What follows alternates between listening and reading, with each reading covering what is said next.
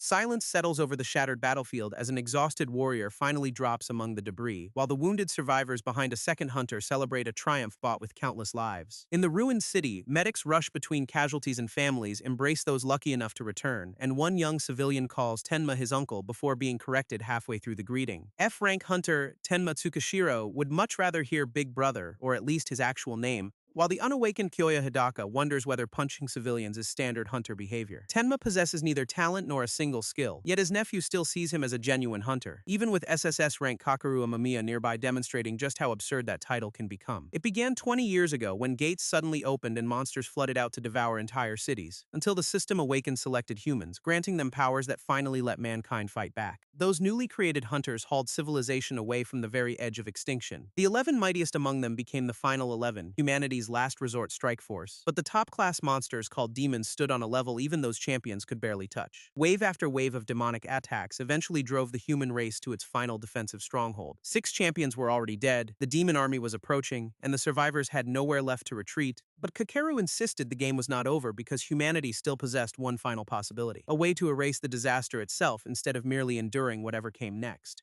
The black-haired champion lifted a luminous golden hourglass that held their last desperate gamble, then triggered what amounted to the Apocalypse's secret New Game Plus feature, a unique item called Return Point, able to create a gate leading 20 years into the past. The passage would admit only one person, forcing a single traveler to carry the world's impossible second chance, back to the era before the demons completed their invasion preparations and leaving one merciless decision. Who else could go but Kakeru Amamiya, the final 11's strongest hunter, whose name the entire crowd chanted? Standing nearby, Tenma admitted that returning sounded tempting and asked Kyoya what he would do there. Kyoya knew an unawakened civilian and an F-rank hunter had no chance of being chosen, but he still wanted his parents back. The simple answer silenced Tenma's humor, and he could only rest a hand on the boy's head as thousands continued roaring Amamiya's name with all the delicacy of a raid siren. Kakeru had resisted accepting the duty, so another survivor asked whether he was finally ready. Only he could return, destroy the demons before they rose, and save their condemned world, which left him a single order: change the future, whatever the cost. Before Kakeru could reply, he noticed something tearing through the stronghold's defenses.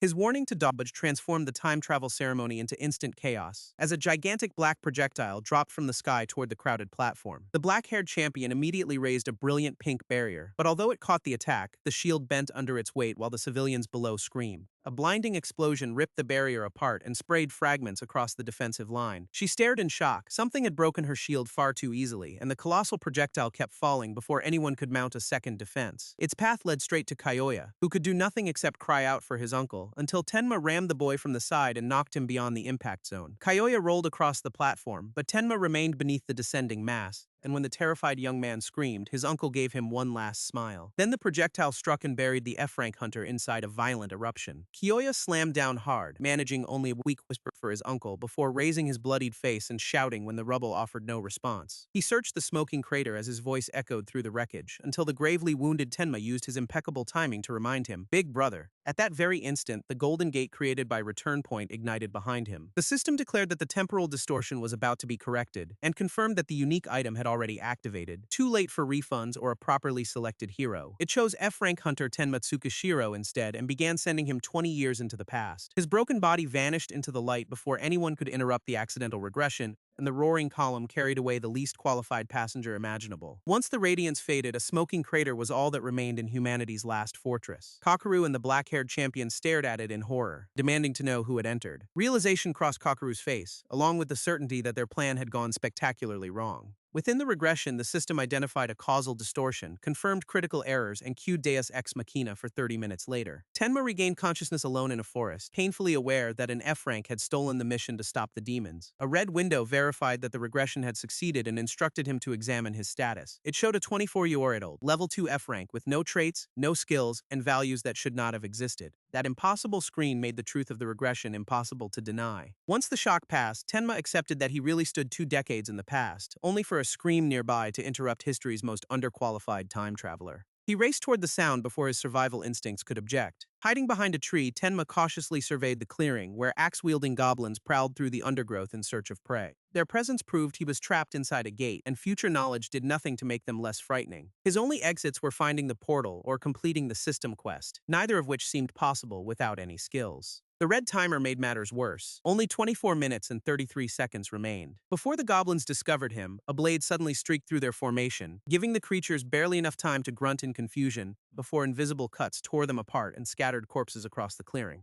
Blood splashed against Tenma's tree, making the apparent rescue feel anything but reassuring. He nevertheless assumed another hunter had arrived and considered pleading for assistance until a massive green warrior stepped from the carnage holding two blood-soaked swords. One look into that figure's icy blue eye destroyed every hopeful explanation. A surviving goblin peeked around the trunk and exposed Tenma's hiding place at exactly the wrong moment. His memory identified the warrior as Shounen, a twin sword master who used techniques from another world, and a notorious named monster responsible for countless hunter deaths, despite appearing years ahead of schedule. As danger rushed directly toward him, Tenma covered his face and shouted for help, drawing a blonde hunter to the clearing with a warning that someone was killing monsters and humans alike. Then Shulins emerged from the bodies, dripping blades already aimed at his newest targets. Tenma knew exactly what that silence meant, especially when the named monster smiled as though the gate had just served dinner. Chulin lunged with both swords raised before either man could change position. The blonde hunter barely stopped the opening slash with his own weapon, but Tenma had to tackle him aside when the stronger follow-up sliced through the spot where they had stood. Shulane's blow exploded against the earth and hurled both fugitives across the ruined clearing. They fell into the same crater, bruised but miraculously still in one piece, and the F-Rank used his first available breath to conclude that they needed to move immediately. Tenma seized the stranger by the wrist before the monster could attack again, shouted the beautifully simple command "run," and pulled him into the trees. Chulain climbed out of the broken ground and watched them flee, his growl promising that their sudden cardio session was nowhere near finished. They kept sprinting until both struggled for air, although Tenma was already desperate to stop. He cursed the stamina of his younger F-Rank body while examining the unknown hunter beside him. A crest on the blonde man's shoulder caught his eye, and Tenma recognized it as the emblem of the Night Crow Guild. The stranger confirmed that Night Crow had claimed this gate, then demanded to know why Tenma was there. That answer revealed the awful truth. This was the site of the infamous Night Crow Guild incident. History remembered it as an F-Rank gate where a named monster appeared without warning and massacred the entire guild. Even the rescue party would be erased, so Tenma ignored his pain and concentrated on getting out quickly. He requested a spare weapon from the blonde hunter so they could escape together. The man opened his inventory, trusting Tenma's idea for roughly 1 second, because Chulin's sword reached them before the menu even closed. The hunter stared down blankly as a deep gash opened across his chest, and the blood covering Tenma's face marked the abrupt end of their tiny alliance. Still unarmed, Tenma planted a foot on Chulin's blade to halt the next strike, then grabbed the monster's wrist in both hands and gambled his life on raw leverage. Shulain tore loose effortlessly and answered with enough force to erase that strategy. The next impact struck Tenma squarely and emptied his lungs, launching him through one tree after another as shattered trunks collapsed behind him. A final collision splintered another trunk and sent his mangled body even farther, until he lay unmoving beneath a rain of broken branches.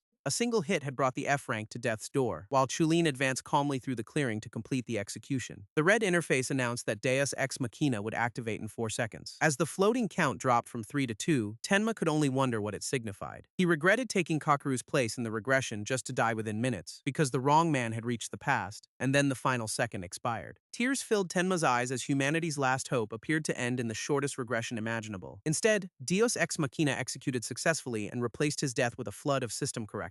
The timeline preserved its defective traveler by awarding him the EX rank trait Talentless Adjustment. Its ability increased the chance of learning skills, their growth, and every experience reward by 100,000 times. Tenma checked the figure through his tears. Not 100 or 1,000, but a full 100,000. Even his critical injuries unlocked endurance and immediately supplied it with 100,000 experience. Level up messages multiplied around him faster than the interface could display them, and endurance reached its absolute maximum in a single breath. Tenma had failed to gain that skill even once during his entire previous life, yet its completed effect now reduced damage enough to keep him alive after a fatal blow. His ruined body responded, closing around the dead hunter's sword on the ground, just as Chulin attacked again in expectation of one final effortless kill. Tenma lifted the weapon and blocked, somehow remaining upright on trembling legs. Talentless Adjustment explained that causality had reshaped itself to compensate for his complete absence of talent. In other words, reality had balanced its account by wildly overpaying the weakest hunter alive, and the thought of Kyoya abandoned in that doomed future made staying alive intensely personal.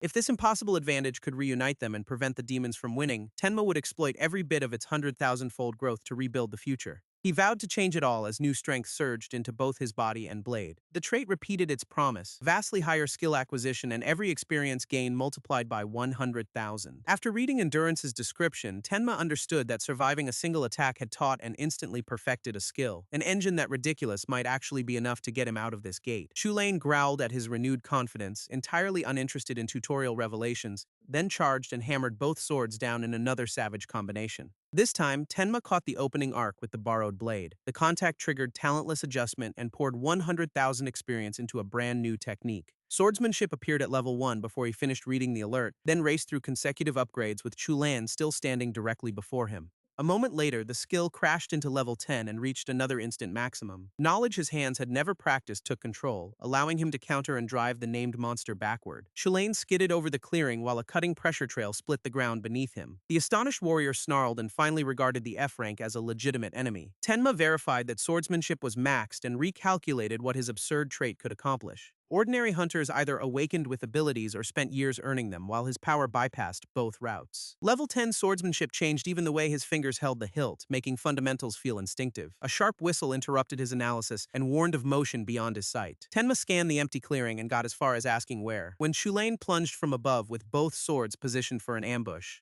the monster struck his guard at point-blank distance and forced him toward the ground. Their collision carved a crater around them while Tenma endured another crushing impact. His damaged body screamed through every block despite its new abilities, so endurance and swordsmanship activated together, combining pain resistance with desperate technique. Tenma roared and pushed back against the enormous pressure, breaking the bind at last and knocking Shulane away with a powerful counter. The named monster slid backward, but the new distance would buy only a few seconds. Shulane rose laughing, thrilled that his intended victim could finally fight. Tenma sensed the gulf in their combat strength and knew that defense alone would never bridge it. The twin-sword warrior spun into yet another vicious assault, filling the air with overlapping arcs too quick for normal vision to follow. Tenma needed to predict the next move, or the battle would never end, so he focused every thought on reading it. Talentless adjustment answered by granting him level 1 perception. The familiar avalanche of multiplied experience swept through each stage of the skill, bringing perception to its maximum before Chulane's attack could arrive. The monster committed even more strength to the rush, coating both weapons in violent energy, and descended inside a blue-purple flood designed to erase every escape route. Tenma's vision suddenly changed, reducing the chaos to slow, comprehensible movement. He saw Chulin, the two swords, and every exact line along which they would travel. With the pattern exposed, Tenma stepped into the assault rather than withdrawing. He intercepted one blade at its weakest angle and guided the lethal edge away, then countered cleanly enough to throw Chulain through the air and reverse their positions. The monster crashed onto the lower ground as Tenma reclaimed his stance above the devastated clearing. Max-level perception spread his awareness past the enemy to the leaves, trees, and smallest currents.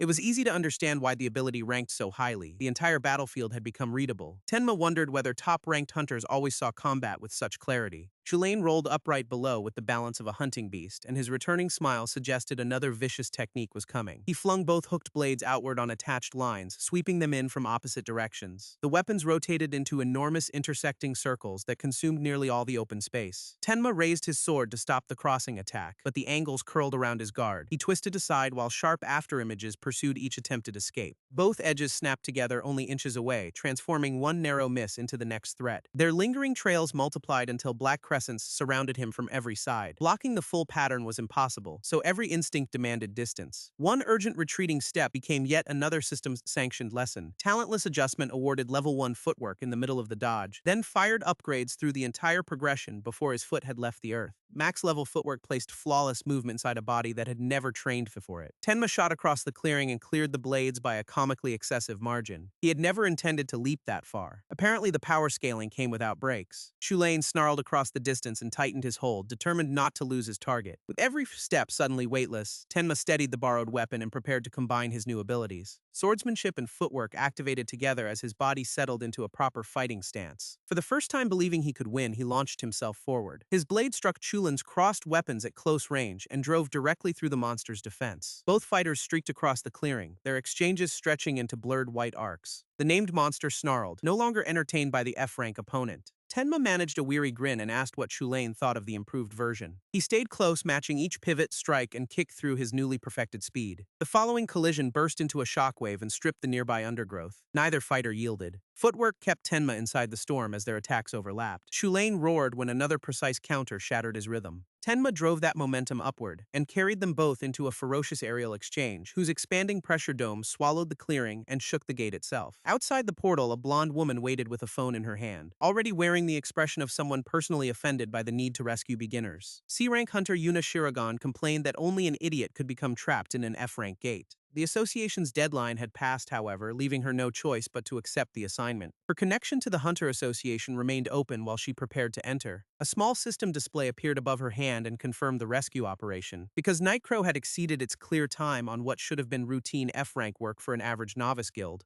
Yuna guessed the missing hunters were probably wasting time drinking, then raised a hand with practiced annoyance. Level 2 spatial teleportation carried her straight through the blue portal. She landed inside the gate with a grunt where blood, bodies, and splintered trees immediately disproved every theory about lazy rookies. Yuna studied the devastation spreading away from the entrance and wondered how Night Crow had caused such a disaster. She called for the guild members and demanded that someone answer her. Only silence returned, forcing the rescue hunter to search for movement farther inside. That was when the immense craters and sheer scale of the ruined forest truly registered. An ordinary F-rank battle could never inflict this damage, so something had gone terribly wrong. Two distant shapes amid the destruction offered her only clue. One was the injured green named Monster, still standing beside his bloodied twin blades. Opposite him, an equally wounded Tenma refused to drop the sword he had borrowed. Even in that condition, the monster radiated a crushing aura. Yuna froze before she could announce herself or enter the confrontation. The pressure was enough to make a C-rank shake, and no ordinary goblin could possibly generate it. Dust drifted between the two battered opponents as they held each other's gaze. The monster suddenly spoke in a human tongue and formally named himself Ku Chulain. Yuna's shock deepened when he acknowledged the debt their battle had created, promising to repay Tenma someday while the F-rank kept his weapon ready. Black smoke gathered around Kuchulan as he began to retreat, and Tenma rushed into the cloud for one last strike. The haze dispersed over bare ground, proving that his injured enemy had escaped. Yuna stepped through the settling dust and demanded an explanation for what she had just seen, only for Tenma's legs to give way when his borrowed strength finally expired. She hurried to his side and checked whether he remained conscious. Yuna introduced herself as the association's rescue hunter while staring at wounds no F-rank should have survived. Still disoriented, Tenma ignored every question about the talking goblin until she told him to focus. He finally began replying with such theatrical hesitation that the exhausted C-rank leaned in to hear. Then, bloodied grin and all, Tenma introduced himself as the man who had saved her life. Before Yuna could process the absurd claim, he warned her never to forget it. He managed one heroic step before collapsing because dramatic presentation could not refill his health bar. Later, surrounded by the covered dead of Night Crow, Yuna wondered how anyone could possibly document the scene. Tenma eventually awakened alive and bandaged in a hospital, uncertain where the regression had deposited him. He drew back the privacy curtain to examine the silent ward. Other recovering patients proved that he had escaped the gate and returned to the ordinary world. A familiar blue status panel opened at his touch, and the evidence finally forced him to accept that the journey through time was real. His former life ended at level 6 without a single skill. One fight had now given him several at maximum level. The main profile remained humiliating. 24 years old, level 2 F-rank, but talentless adjustment truly existed. That trait alone had allowed him to battle Hugh Shulan on equal terms. Tenma expanded its description and found a locked special effect beneath the experience multiplier. The mystery tempted him, though the visible explanation soon reclaimed his attention. His 100,000-fold experience bonus was literally causality's compensation for a man born without talent.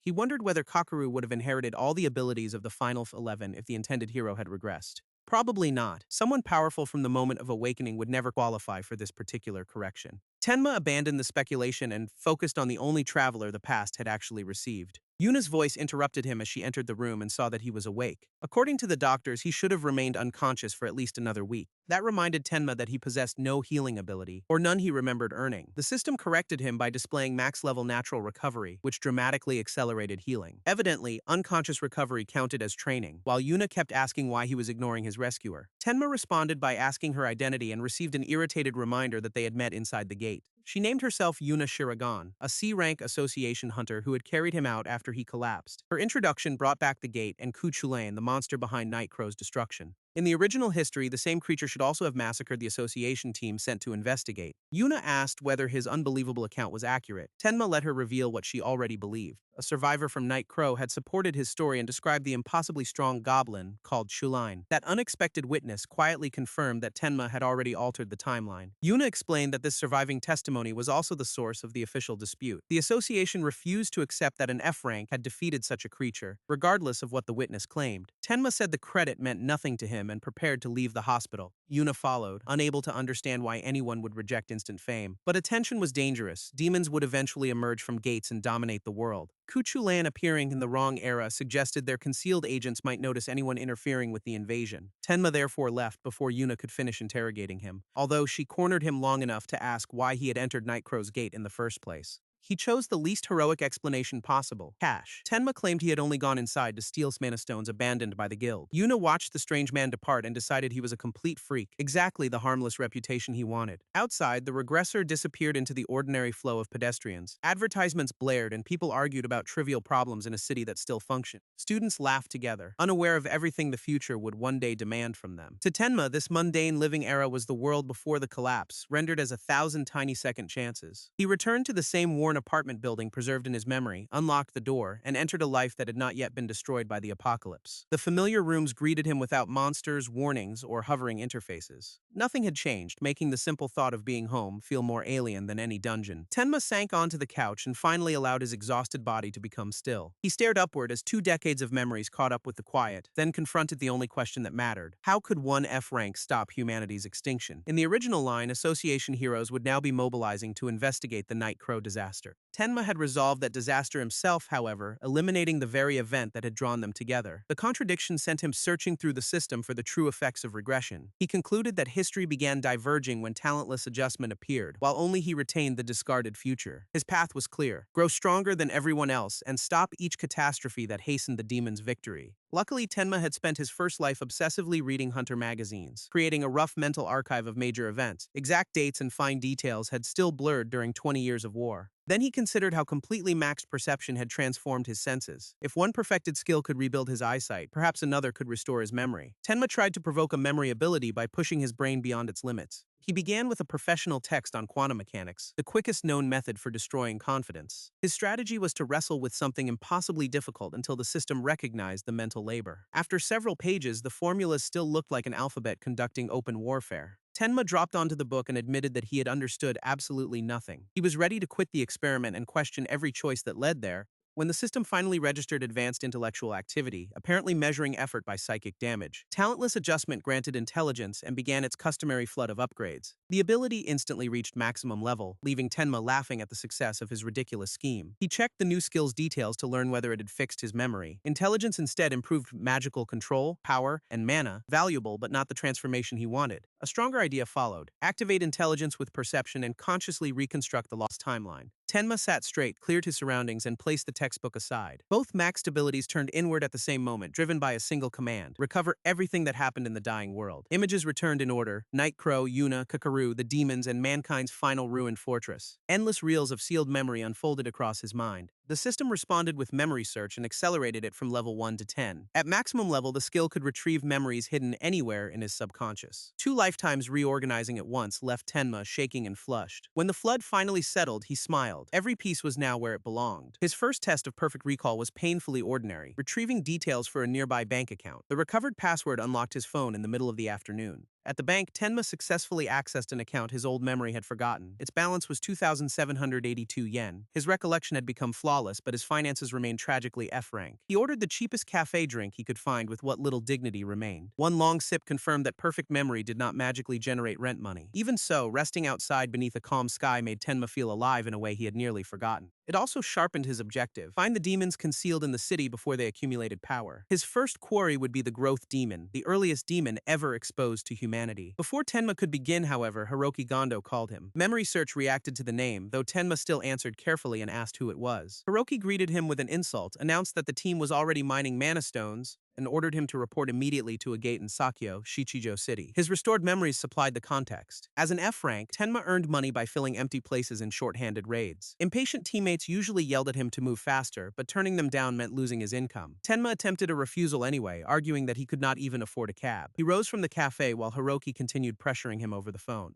A taxi appeared anyway, meaning someone had resolved his transportation complaint without asking permission. During the ride, Tenma opened his profile and smiled at Hiroki's response to being hung up on. His collection of max skills remained absurd, and every one of them was ready to test. The cab soon carried him out of the city and into the mountains near the assigned gate. A mixed group of hunters waited there before a rotating black portal. Looking over the party, Tenma realized this basic raid could provide numerous opportunities to test his changed body. A green-haired leader immediately berated him for arriving late. He was Kuki Kazama, D-rank master of the Kausei Guild, who accused Tenma of endangering their completion bonus. When Kuki challenged him, Tenma's steady gaze unintentionally became a threat. The system awarded intimidation, although the skill earned no experience against someone of higher rank. It weakened an enemy's readiness but worked only on targets at or below his rank, making it useless against D-rank Kuki. Tenma avoided the argument and requested a piece of usable equipment instead. Kuki told a white-haired subordinate to give him whatever spare gear remained. The guildmaster led everyone through the portal while two members whispered about how unusually nervous he seemed. Then Kuki erased a goblin with one savage blow, demonstrating why he still commanded the raid. The formation loosened as they traveled through a dark cave strewn with dead monsters from the easy first encounter. A white-haired hunter told Tenma to stop lagging and handle the cleanup. He complied beside a brown-haired porter, maintaining the role of an obedient F-rank while examining the corpses. Tenma pressed a borrowed knife into one goblin to see whether harvesting could teach him another ability. The porter dismantled a nearby corpse without realizing that Tenma was studying his method rather than the materials. When Tenma requested an extra dagger, the surprised worker handed one over. He had unknowingly provided the regressor's next skill trigger. Guided by perception, Tenma opened the creature with precise movements his hands had never learned. The supposed novice's sudden expertise left the porter staring.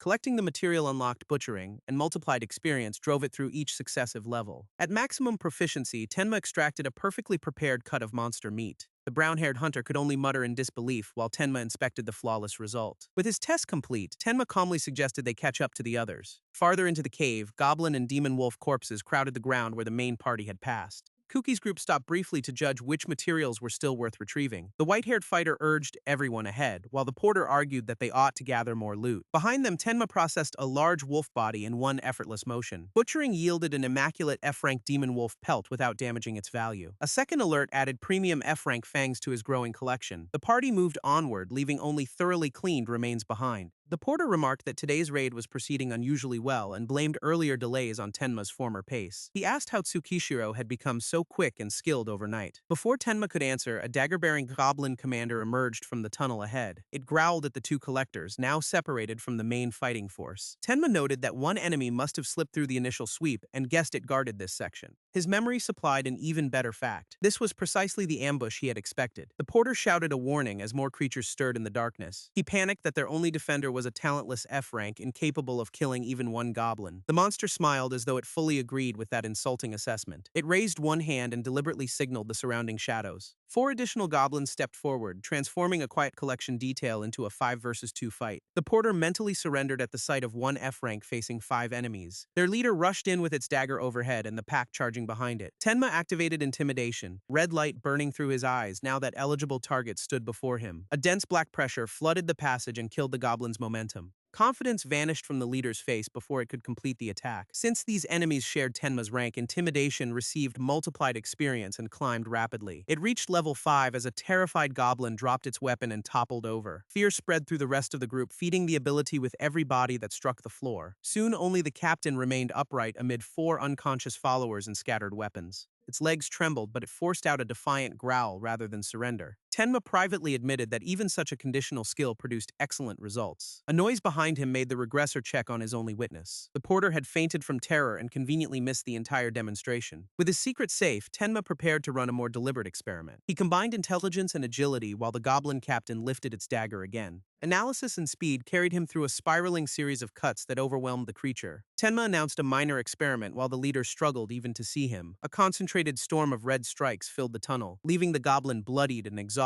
but somehow still balanced on its weapon. Tenma hoped the fight would awaken an advanced technique, but difficult skills demanded authentic effort. Talentless adjustment accelerated learning. It did not entirely remove the lack of talent it existed to correct. He clicked his tongue at discovering fine print attached to the cosmic cheat code. The desperate captain responded with one last downward slash. Tenma slipped beyond its reach and cut the monster apart with a single counter. As soon as the kill registered, his EX trait multiplied the experience reward. 100,000 times the normal amount flooded his status and surrounded him with level-up messages. The level 2 F-rank suddenly became level 20 and stared at the result. Only then did Tenma realize that Kushulane's escape had given nothing, while one goblin captain had propelled him straight into a cap. The system explained that level 20 would remain locked until he cleared an awakening quest. Such personalized trials appeared every 20 levels, converting excess experience into points while both level and rank were frozen. Those points could be exchanged in the system shop, forming a separate economy for overflow rewards. A sudden red notice pulsed around Tenma's hands and made him recoil from the aggressive tutorial. With no awakening quest yet displayed, he chose to postpone both the trial and any purchases. First, he revived the unconscious porter and declared that they needed to butcher the monsters. The dazed hunter rubbed his head and tried to reconstruct the ambush. Then he noticed 5 goblins scattered throughout the tunnel and nearly froze again. He recognized the captain and the fighters he believed had surrounded them. Tenma casually credited an unknown third party with the kills and steered the discussion back to harvesting. The two began processing the bodies, and the porter accepted the excuse because valuable loot required his attention. While the worker concentrated on a corpse, Tenma secretly reopened his status. He scrolled through the interface to inspect every change caused by the abrupt jump in level. Beneath his official F-rank profile sat an ever-growing collection of level 10 skills. The critical detail, however, was his visibly locked level of 20. Since the promised quest had still not appeared, Tenma planned to train and search for demons in the meantime. Another red panel then announced that he had reached the absolute boundary of F-rank. The system warned that his awakening quest would become more difficult and attached an unspecified reward. Tenma stared at the ominous language and asked what, exactly, it was supposed to mean. Even by the standards of threatening system windows, the unexplained warning looked like terrible news. Nearby, the porter recovered while watching Tenma kneel silently among a collection of goblin bodies. His expression called Tenma an impressively committed necrophile, understandable optics, catastrophically wrong context. At last, the red display revealed that talentless adjustment would evolve through a limit break. This was far beyond a normal awakening quest because the reward could transform his entire growth mechanism. Every skill cap would rise by 1, statistics gained per level would multiply by 1.2, and the shop of causality reversal would unlock. Promotion to D rank on top of those benefits promised an enormous leap in power. The condition was equally enormous. Within 3 days, he had to defeat a demon inside a designated gate. If history remained recognizable, the target was the growth demon, a future calamity destined to crush mankind. A smaller blue notice interrupted the ominous screen with a separate reward. When the porter asked if he was departing, Tenma confirmed that he was heading out. Talentless adjustment included quest equipment, so the system granted him a special rare weapon chest. Before leaving, he opened it to see what an F-rank rare weapon looked like. White radiance spilled around him, while the sealed reward materialized.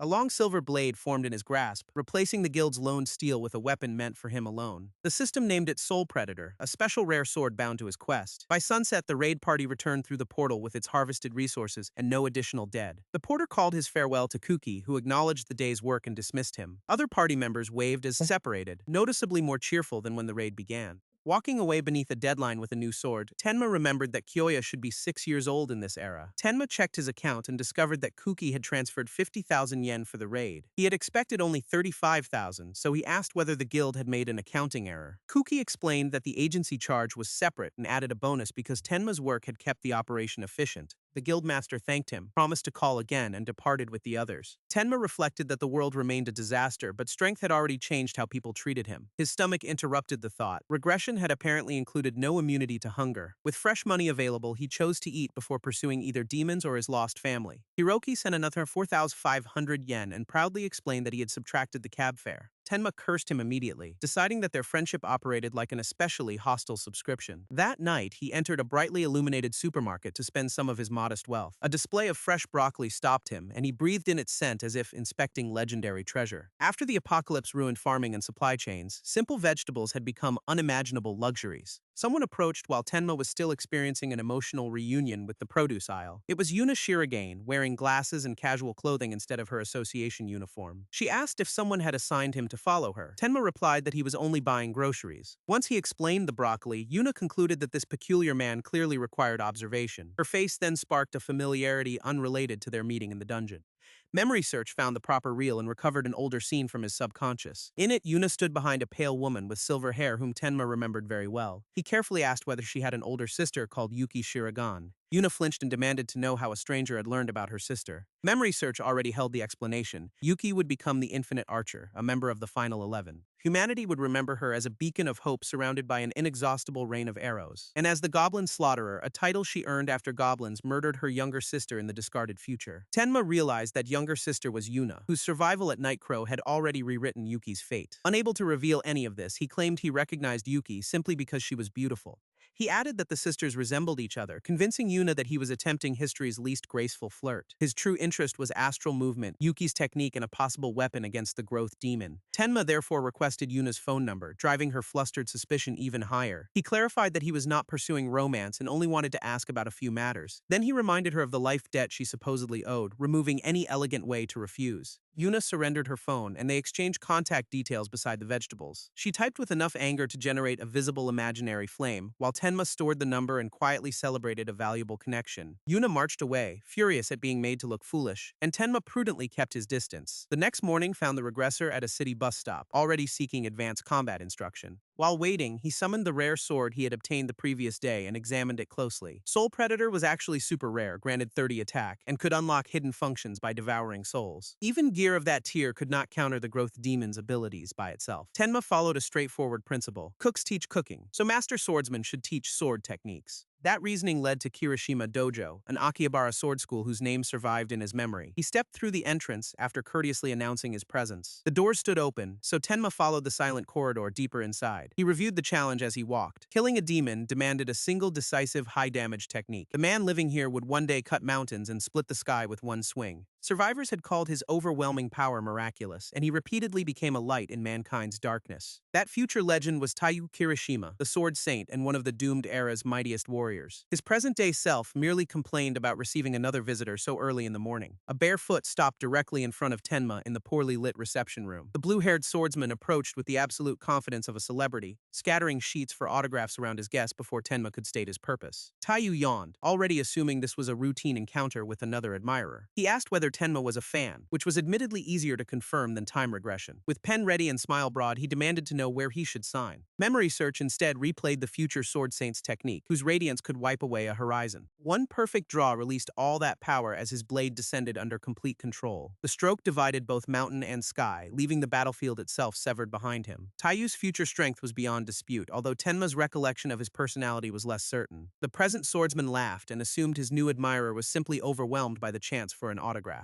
He even proclaimed that he would save the world, advertising himself before fate had formally hired him. Comparing this swagger to the future legend, Tenma decided that the current Taiyu was worse than every rumor. The story ended mysteriously. Shortly after the sword saint became famous, he died for reasons no one discovered. In the present, Taiyu generously offered to sign Tenma's back, still committed to a completely false premise. Tenma ignored the act, politely requested training, and finally surprised the self-styled celebrity. Taiyu lit up at the word disciple and complained that his visitor should have said so immediately. They sat among discarded autograph sheets in a dojo resembling a fan club warehouse more than a sacred school. Taiyu admitted that he had spent the last month thinking about signatures until this was somehow his life. He had registered as a hunter but never accepted a mission, then asked how Tenma had located him. Suspicion sharpened his gaze as the blue-haired man leaned closer. Tenma swallowed, unable to confess that he perfectly remembered the future sword saint. Luckily, Taiyu invented his own explanation. Tenma had watched his measurement exam, seen his technique, and fallen in love. He laughed at this imaginary conquest, seemingly incapable of considering that he might be wrong. Tenma agreed, introduced himself as a fellow hunter, and asked to learn whatever skill Taiyu recommended. Memory search returned him to a future night when the drunken sword saint had once answered that question. Taiyu had described the move as simple, universal, and fundamental to all swordsmanship. When Tenma failed to recognize it, the master could barely comprehend his ignorance. The technique was straight line slash, the most elementary strike beneath Taiyu's impossible strength.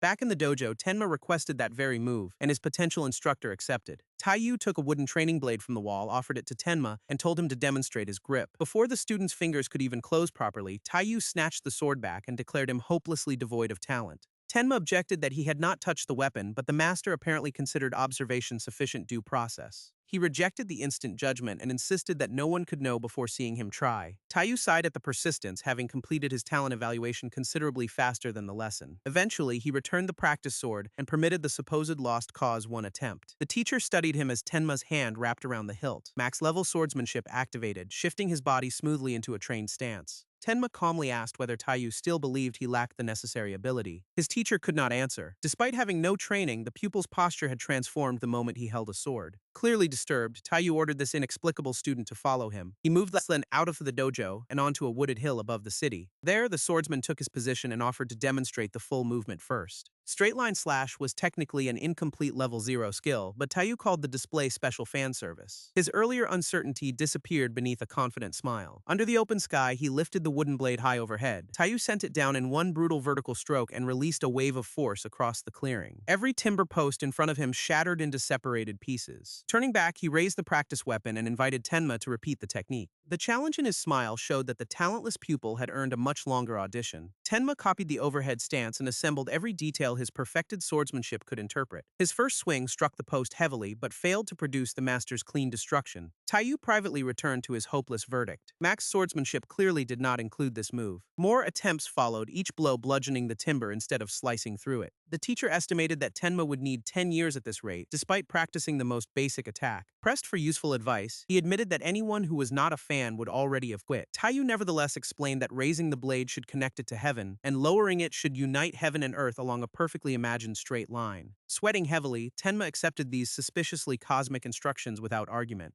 He continued striking downward and adjusted the path a little more with every impact. The endless hammering persuaded Taiyu that the exercise remained hopeless, so he proposed stopping. Another downward strike landed before the dismissal had finished. Its altered sound immediately dragged the teacher's attention back to the supposedly doomed student. Tenma's concentrated blow now traveled with noticeably cleaner force. Taiyu stopped to wonder what sort of improvement he was seeing because the wooden blade followed a sharper trajectory each time it descended. Such growth made no sense, but his own eyes repeatedly contradicted common sense. The next attack split deep into the thick target, then blew the nearby posts apart with the force of a newly perfected line. Tenma lowered his wooden sword amid the debris, compressing a 10-year estimate into part of one afternoon. Taiyu stumbled over his original judgment before locating a convenient escape. Instead of admitting how badly his verdict had aged, he suddenly increased the difficulty. Cutting one post no longer counted. Tenma must split 4 aligned logs with a single attack. Taiyu considered the feat impossible and magnanimously permitted the inevitable failure. The suspiciously revised examination earned him a confused stare. Tenma nevertheless approached the 4 heavy targets and secured his grip. He raised the practice sword into the heaven-linked position, already forcing Taiyu to reconsider. One perfectly straight vertical arc descended through the complete row. All 4 posts exploded as the system recognized level 1 straight line slash. Talentless adjustment multiplied the earned experience 100,000 times and officially added the move to his status. Taiyu fell backward in disbelief, receiving several unexpected refunds on his challenge. His new pupil answered the stunned silence with a small, satisfied smile. As evening settled over the city, the scene moved to the Shirogane sisters' apartment. Blue spatial energy opened above the building, and Yuna appeared inside with grocery bags still in both hands. She announced that she was home, only for Yuki to scold her for carelessly teleporting into the apartment. Wasting power now could leave Yuna unable to use it during a genuine emergency. She dismissed the warning, then noticed an unusual flush on her older sister's face. Yuki denied it and instead asked why Yuna was behaving so strangely. The younger sister fidgeted with her glasses, claimed nothing had happened, and tried to end the inquiry. Then she asked whether Yuki happened to know a hunter called Tenma Tsukishiro. Yuki did not recognize the name, but her thoughtful smile suggested that the question itself was revealing.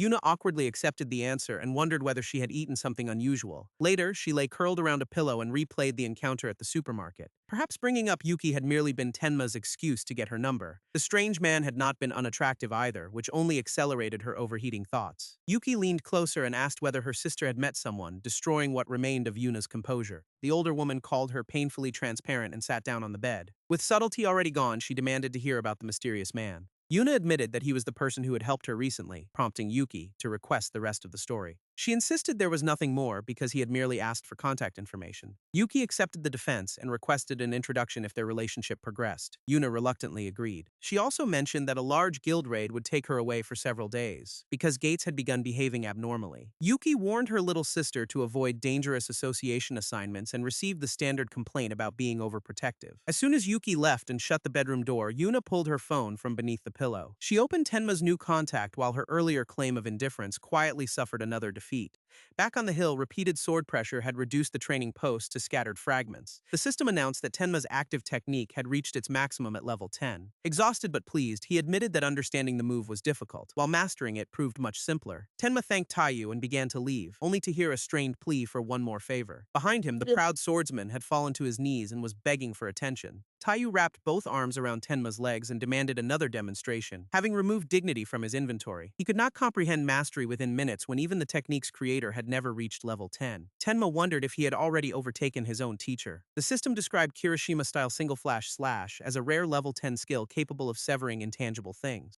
Only one day remained before the growth demon's appearance, so Tenma intended to acquire every useful sword move available. He agreed to demonstrate his completed slash for the desperate swordsman. Taiyu eagerly proposed exchanging the rest of his repertoire for lessons in Tenma's other techniques. Tenma properly introduced himself and extended a hand to formalize the arrangement. Tears instantly gathered in the blue-haired swordsman's eyes. Then he hurled himself forward, embraced his new partner, and shouted, "Master!" Taiyu declared Tenma his teacher from that moment onward and tightened his grip. He promised every Kirishima technique in exchange and released him only after receiving one very uncomfortable agreement. Their rapid trade of skills began with Taiyu leaping high above the battered field. He drew his sword for the Kirishima style's 12th form, Explosive Asura Slash, then crashed down inside a fiery blast that tore the hillside open. Landing happily, Taiyu asked whether his newly appointed master understood the maneuver. Tenma's labored breathing supplied the answer. This technique refused his usual instant comprehension. Single flash slash had been an exception. He could neither reproduce this movement nor grasp the theory behind it. Talentless adjustment could not translate the form, proving that Tenma's original absence of talent remained painfully real. The system's natural effect activated across his exhausted body. Taiyu suggested stopping, but raised one last subject before they parted. Tenma told him that he looked forward to watching his teacher complete single flash slash. Those words altered Taiyu's plans. He had never intended to work after securing his hunter license. Meeting this student now inspired him to become a genuine hunter and make an honest effort. The following day, Tenma visited a monster material shop. An experienced craftsman praised the wolf hide and fang for their exceptional preservation. He asked whether Tenma knew dismantling, and explained that processing monster parts supported his business. Better components, he added, allowed completed equipment to receive more powerful secondary effects. The craftsman offered good prices and asked Tenma to bring any future high-quality materials directly to him. Tenma inspected an ordinary F-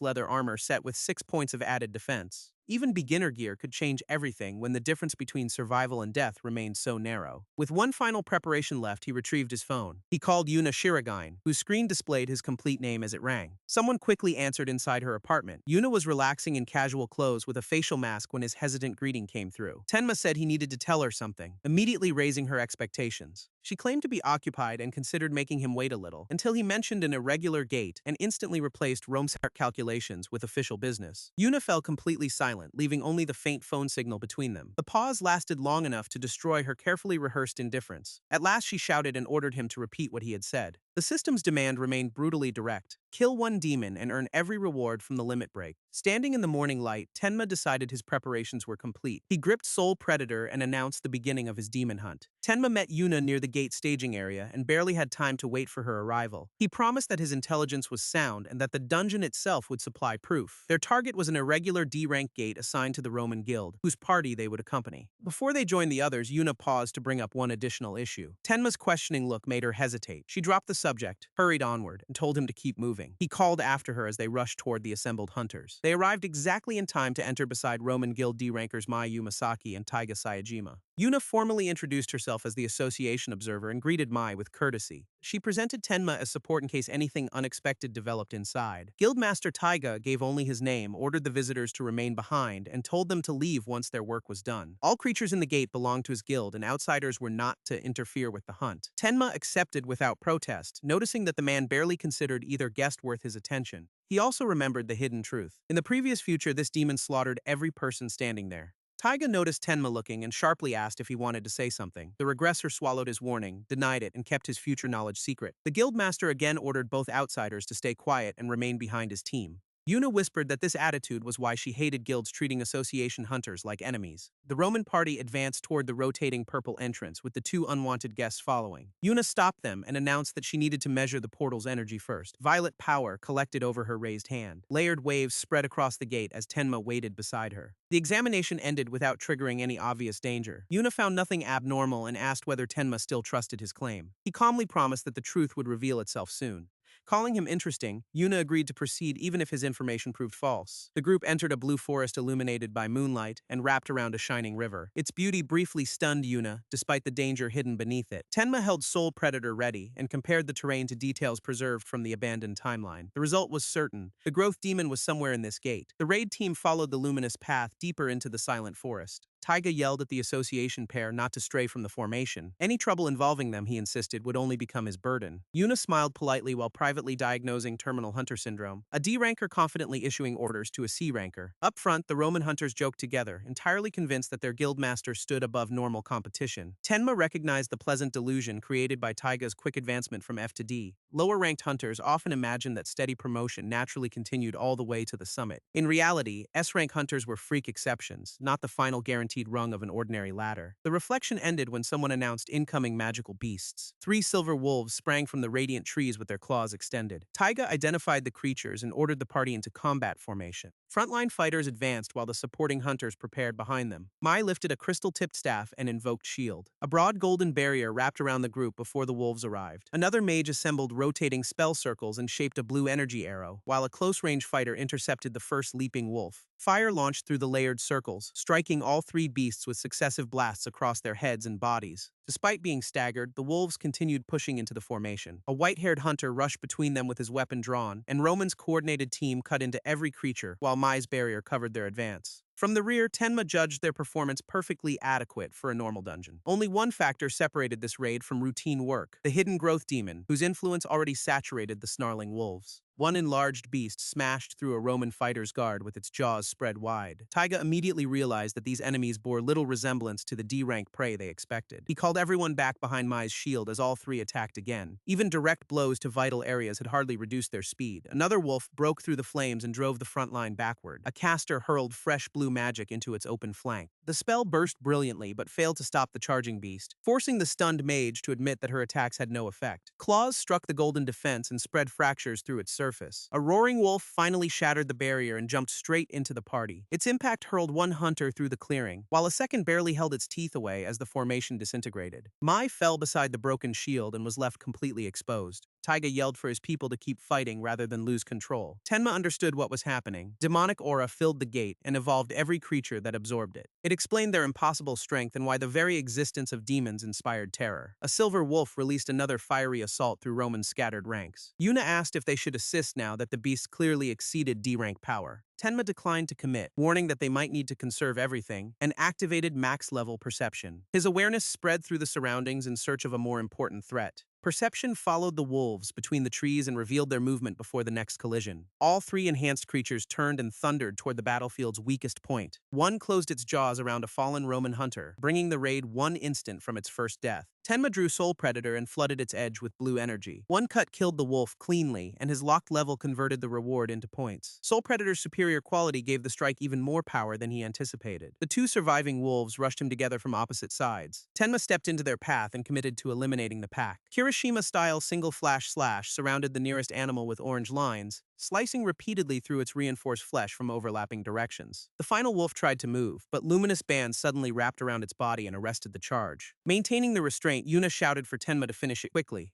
The technique revealed another power beyond teleportation and proved that the SSS-Ranker's little sister was formidable herself. Tenma answered with a wide blue crescent from Soul Predator. The arc exploded through the immobilized beast and erased its remaining force. All 3 mutated wolves lay dead around the speechless Roman party. Yuna stared and called Tenma's performance incredible. Dark mist began to rise as the last monster collapsed. A spiraling white current drew the fallen souls into Soul Predator. Its interface reported that soul concentration had reached 1%. Yuna pointed to another group still tearing apart Roman's fighters across the clearing. Strengthened wolves endured desperate magic and scattered hunters beneath new bursts of flame. Taiga finally shouted for the outsiders to intervene. Tenma calmly reminded him that his guild had forbidden anyone else from touching its prey. The master demanded how he could say such a thing in an emergency. A wolf ended the debate by smashing Taiga violently away. Yuna again asked whether they ought to help while the battle generated increasingly alarming sounds. Once the remaining monsters were down, Taiga allowed a brief rest and then ordered everyone toward the next region. A blonde Roman hunter challenged him and asked if he truly intended to continue under these conditions. Mai added that their exhausted group could not safely advance. Taiga dismissed the danger as nothing more than a D-rank gate and demanded to know why they were questioning him. Failure meant losing both the equipment reward and the money needed to pay their debts. His reasoning exposed a common trap. Repeated raids made creatures from another world begin to feel ordinary. Yuna warned that pressing onward inside an irregular gate with empowered monsters was far too risky. Taiga demanded evidence and accused the association representative of trying to control his operation. Roman Guild held authority over this raid, he declared, and she was not to exceed her role. Yuna answered with a glare rather than accepting the dismissal.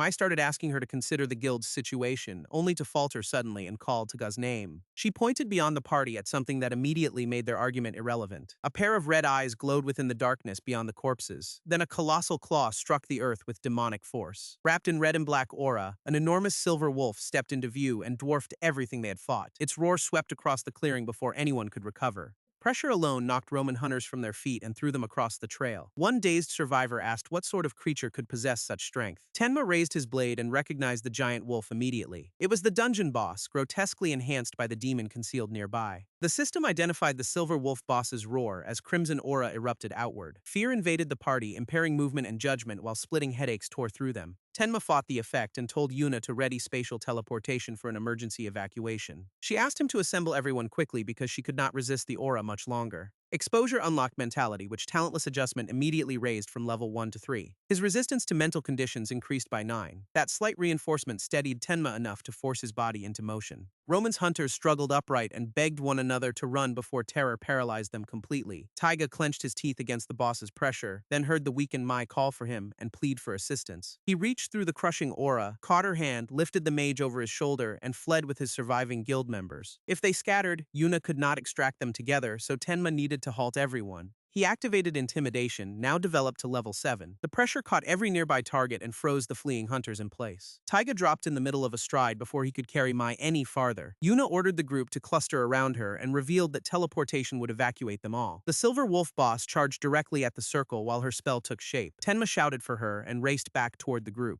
The huge beast descended upon the gathered hunters before the spatial transfer had completed. Its claw struck the glowing formation at the very last instant. Spatial energy still transported the raid party and scattered them throughout a distant clearing. Mai gasped beside an injured companion and thought they had escaped. Another fighter noticed that Yuna's spell had not taken them back to the entrance. She confirmed that the exit portal itself had disappeared. Tenma explained that an irregular dungeon would remain sealed until someone defeated its boss. Taiga protested that killing a monster like that was impossible. A sword overflowing with blue power suddenly swept just above his head. He flattened himself in panic, briefly convinced the support hunter had lost his mind. The slash passed him and struck the silver wolf boss as it charged from behind. Tenma assured the stunned guild leader that he would deal with the creature. Then he walked forward alone while Taiga remained on the ground. A Roman hunter pointed past him at the boss's violently shifting form. Thick black-red demonic matter twisted over every wound. The apparently defeated wolf pushed itself upright as aura poured from its torn body. One dark eye opened with intelligence no natural beast should possess. Tenma suspected that the growth demon had seized control of the boss's body. That made the transformed wolf his actual quest target. Beneath a writhing demonic shell, the possessed creature completed its regeneration and stood again. Yuna refused to believe that Tenma meant to confront it head-on. He declared that the two of them would kill the monster together. Roman survivors called the plan obvious suicide. Before setting out, Tenma turned and addressed Taiga. He requested the Guildmaster's rare B+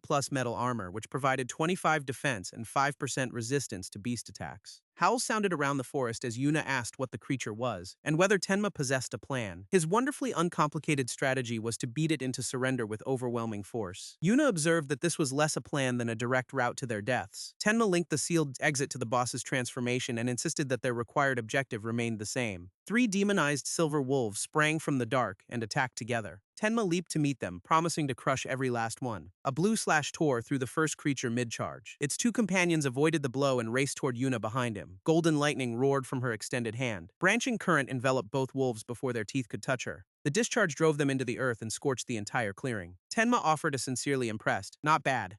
Yuna winked and revealed that the association was already discussing her promotion to B rank. Although Tenma regretted missing the experience, he welcomed the immediate removal of every mutated wolf. Soul Predator absorbed their souls and raised its concentration from 99 to 100%. Completing the charge unlocked the weapon's concealed function. Soul Release wrapped the sword in accumulated spirits, massively extending range and power for 5 seconds. Tenma admired the effect despite its viciously short duration. Yuna warned that an even more dangerous aura was developing ahead. Under the moon, the growth demon lifted its possessed host among twisting black tendrils. Phantom silver wolves gathered around the creature and howled in eerie unison. Yuna noticed that the boss's voice no longer resembled its natural roar. Tenma realized that the demon had not fully consumed the wolf boss's power, creating an opportunity. When Yuna asked what he knew, he described their enemy as something beyond a magical beast, a mobile natural catastrophe. Growth demons were special creatures that stole boss bodies and would one day help exterminate humanity. The system then announced entry into a demonic servant's domain and applied a restriction. Within 50 meters of the demon, all living beings were prohibited from growing. Tenma promised a short explanation, while Yuna tried to understand the rule. The restriction perfectly matched his memory and removed all remaining doubt about the monster's identity. Every demon controlled demonic energy through a permanent restriction unique to itself. Each also projected a personal domain that affected everyone who crossed its boundary. Growth limitation prevented creatures inside from gaining strength or acquiring abilities through any means. Its range was presently just 50 meters, but Tenma feared what would happen if it continued expanding. Yuna understood that the crisis extended far beyond one locked dungeon. The demon appeared to locate them and look down from its moonlit perch. Then the possessed wolf leaped with black tendrils streaming from its body. Its landing obliterated the spot where both hunters had stood. They separated and sprinted beyond the spreading shockwave. A female shape with white hair rose from the crater inside dark violet power. Yuna guessed that the demon had absorbed this additional body sometime earlier. The creature stamped down and compressed a dense purple sphere above its hand. That one orb multiplied into a ring of huge magical projectiles hanging overhead. The unexpected arsenal stunned both hunters for a heartbeat. Tenma knew growth demons did not naturally possess the technique and suspected it had been stolen from an elf. As the violet sphere surrounded them, he instructed Yuna to devote everything to evasion. Max perception returned, mapping every incoming line of fire. The demon extended both arms and released the complete barrage at once. Dark projectiles converged through crossing streams of violet energy. Tenma called the correct instant, and both hunters moved together. Spheres erupted around them and compressed their remaining escape routes. More attacks fell from all directions until hardly any ground remained untouched. Level 10 agility carried Tenma between the first explosions. Level 10 footwork redirected him through each collapsing gap, while level 10 martial arts twisted his body past another sphere with inches to spare. He finally escaped as the combined detonations destroyed the clearing behind him. Merely dodging had required 4 perfected abilities at once. Even then, only Taiga's borrowed armor had saved him from a glancing blow, proving the demon was stronger than anticipated. Tenma resolved to attack before it could prepare another volley. The demon casually shaped a new violet orb above one palm. Tenma charged through a rising blue wake. She enlarged the projectile and prepared to crush his direct approach. He shouted Yuna's name before the shot could launch. Purple chains burst from the earth and locked around the demon's limbs. They pulled her arms and torso apart until the charged sphere destabilized. Yuna maintained the binding from below and yelled that this was his chance. Soul Predator raised, Tenma crossed the final distance. Kirishima-style energy aligned itself along one perfect descent. Straight line slash fell upon the restrained demon in a brilliant column of blue. The vertical impact split through the binding point and ripped the clearing apart.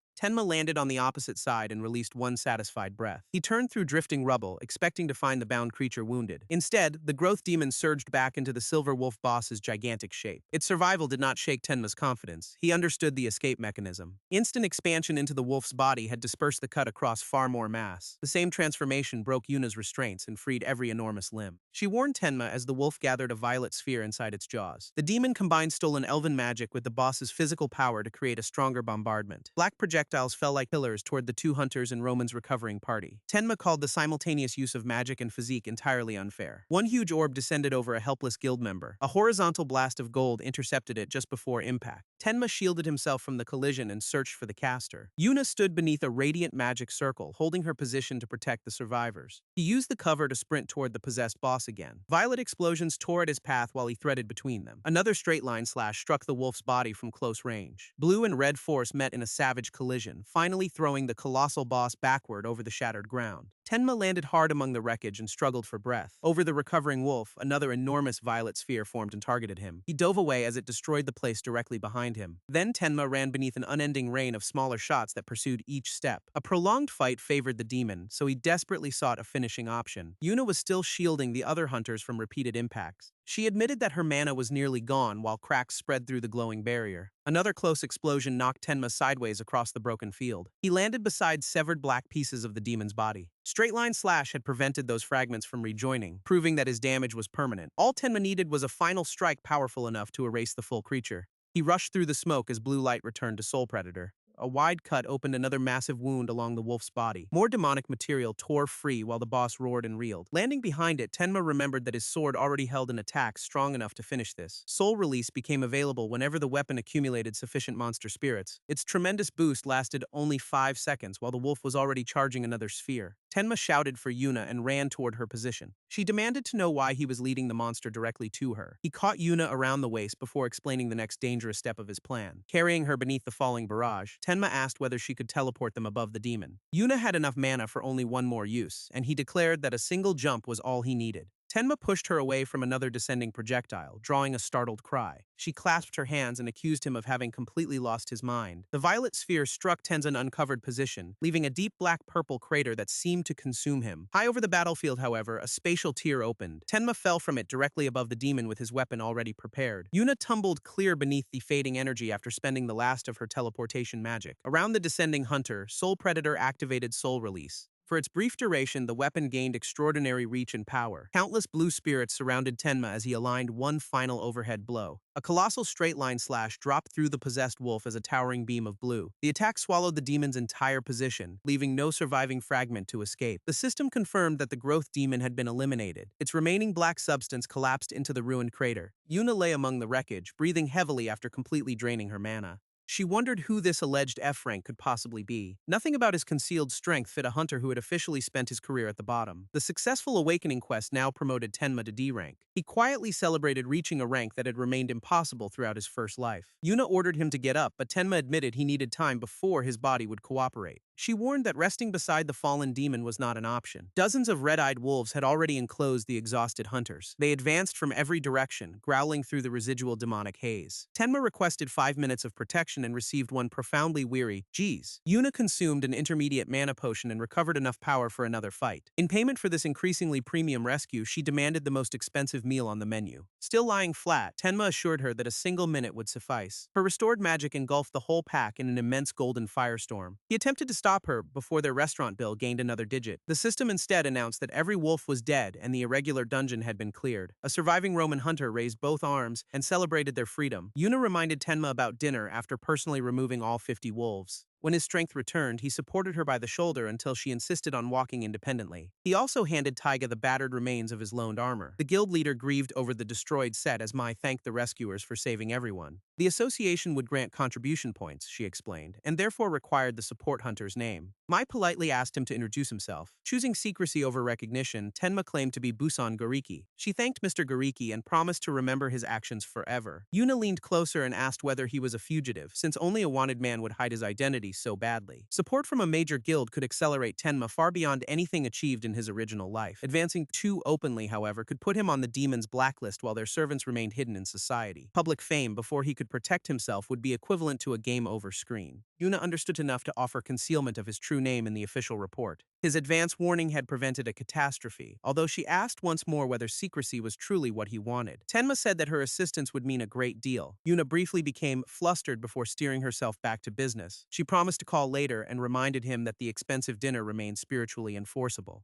Tenma watched her depart, then remembered one last practical obstacle. He called for Miss Shiragain before she traveled too far. Yuna turned with an embarrassed hint of expectation. Tenma merely requested a spatial teleportation ride to Ryuzan because his body was wrecked. Every romantic possibility died behind her completely expressionless stare. She teleported him with enough irritation to make her opinion unmistakable. Clear skies greeted the following morning at Tenma's apartment. Max-level natural recovery activated its extraordinary healing as he awoke. Fully functional after the demon battle, he called the ability shamelessly overpowered. One night's sleep had granted huge experience and pushed natural recovery to 35% progress. The limit break from killing the demon had also increased every skill ceiling beyond level 10. A vibrating phone beside the bed interrupted his celebration. 4 calls had come from Hiroki Gondo, owner of the temporary raid agency on which Tenma once depended. As a new D-ranker, he no longer needed life-threatening substitute work to survive. Tenma ignored the calls, opened his inventory, and examined the dungeon rewards instead. A high-purity C+ mana crystal appeared in his hand, shining red and gold. Despite coming from a D-rank gate, its quality should make it worth approximately 500,000 yen. The limit break had also confirmed higher skill caps, 1.2 times stat gains, and access to the Shop of Causality reversal. Its interface looked entirely different from a normal system market. Only consumables were available, all other sections remained locked, and his 500 points came with a firm no-refund rule. Weapons and accessories might appear later, but potions were the only merchandise currently offered. Treasure acquisition and talent acquisition potions each cost exactly 500 points.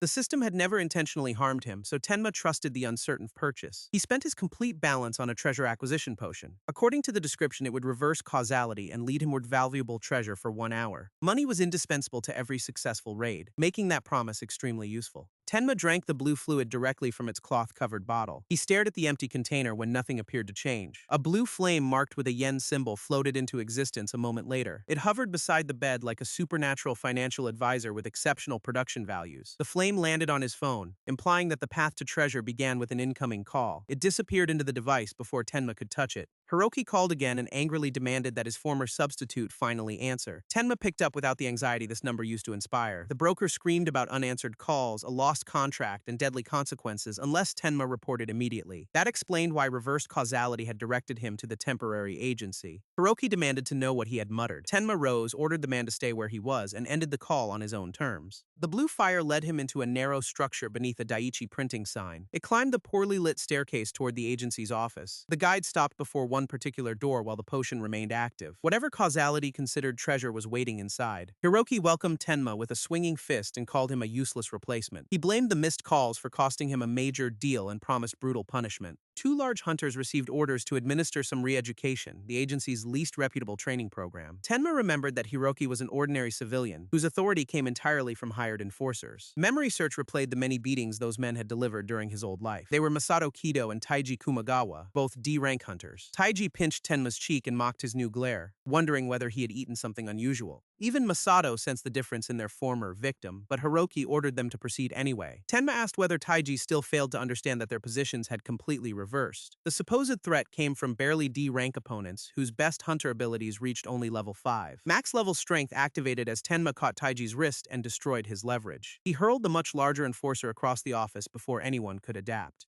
Taiji smashed through shelving and covered the newly silent room in books. Masato roared and threw a direct punch at Tenma. Level 10 Perception read the blow before it came within range. Level 10 Martial Arts turned the missed attack into an effortless throw. Masato struck the floor on his back, bringing the re-education class to an early conclusion. Hiroki screamed that his employees were failing and demanded actual violence. Taiji ripped through his shirt as every muscle expanded beyond natural proportions. Level 5 Whole Body Strength Amplification transformed him into a furious wall of flesh. The enlarged fighter charged behind one crushing fist. Tenma met him with a compact counter directly to the jaw. That one punch flipped the massive body backward toward Hiroki. Employer and enforcer crashed through the office together. Beneath the wreckage, Hiroki called Tenma trash and threatened to end his career. The freshly promoted D-ranker walked closer and calmly asked him to say it once more. Hiroki insisted no one escaped consequences in such a small industry, just as the blue yen flame appeared over his face. Smiling, Tenma asked what the civilian intended to do about him now. Minutes later, Hiroki and both hunters knelt in a row, apologizing and offering everything they owned. Tenma demanded reimbursement for every cab fare stolen from his wages. With that old grievance resolved, he wondered whether the office concealed actual money. The guiding flame redirected itself toward a full bookcase. Tenma searched behind the dusty books until metal came into view. He uncovered a hidden safe with a 20-digit keypad highlighted by the treasure effect. Tenma asked whether this was his destination, alarming Hiroki enough to challenge him. One quiet turn of Tenma's head made the kneeling broker apologize before completing the sentence. Gathering courage again, Hiroki bragged that the multi-layered 20-digit password could defeat any skill. The potion's blue fire promptly settled over the keypad. Every stored code cleared itself automatically, reducing elite security to an expensive decoration. Tenma opened the safe to see what prize had attracted the reversed causality. The lock released beneath one fingertip. Inside were documents, bundled cash, and a small item illuminated by the guiding flame.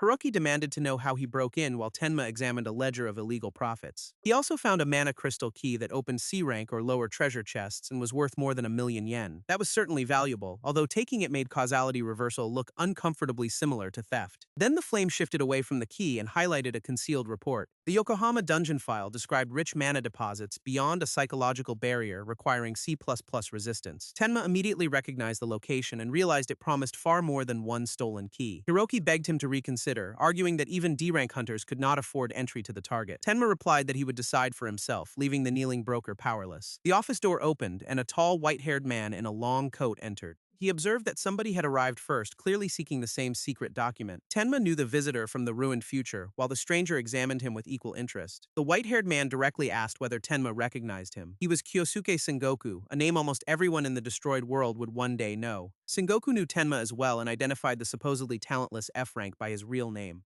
He even quoted the local nickname Stopgap, proving that his intelligence network ignored no one. Inside the open safe, the blue flame continued marking the report both men wanted. Tenma held up the file and asked whether this was precisely what the newcomer had come to collect. Sengoku's polished expression gave way to genuine surprise as he asked how Tenma could know. Hiroki lunged for the pages, shouting that he would surrender anything except that report. One clean kick from Sengoku transformed the broker's protest into airborne punctuation. Hiroki landed face first, while both the report and Sengoku's composure remained immaculate. The visitor asked asked why Hiroki had lied about owning it and forced him to search for so long. Sengoku thanked Tenma for cooperating and promised proper gratitude on another occasion. He offered a business card and instructed Tenma to call the printed number after 1 week. Tenma stared in disbelief at a direct line personally given by Kyosuke Sengoku. The S-rank head of an intelligence organization would become both savior and monster after predicting the demonic invasion. His extraordinary information network created that reputation, and his apparent departure did little to reassure Tenma. Sengoku paused at the exit to call him a truly interesting person. He admitted that even he had been misled, revealing that the association's cover story had never fully convinced him. Repeating that Tenma was fascinating made the praise sound much closer to a surveillance notice. The regressor understood that the secret he had carefully buried now had an audience. Sengoku identified him as the hunter behind Night Crow's resolution, then denied any plan to blackmail him.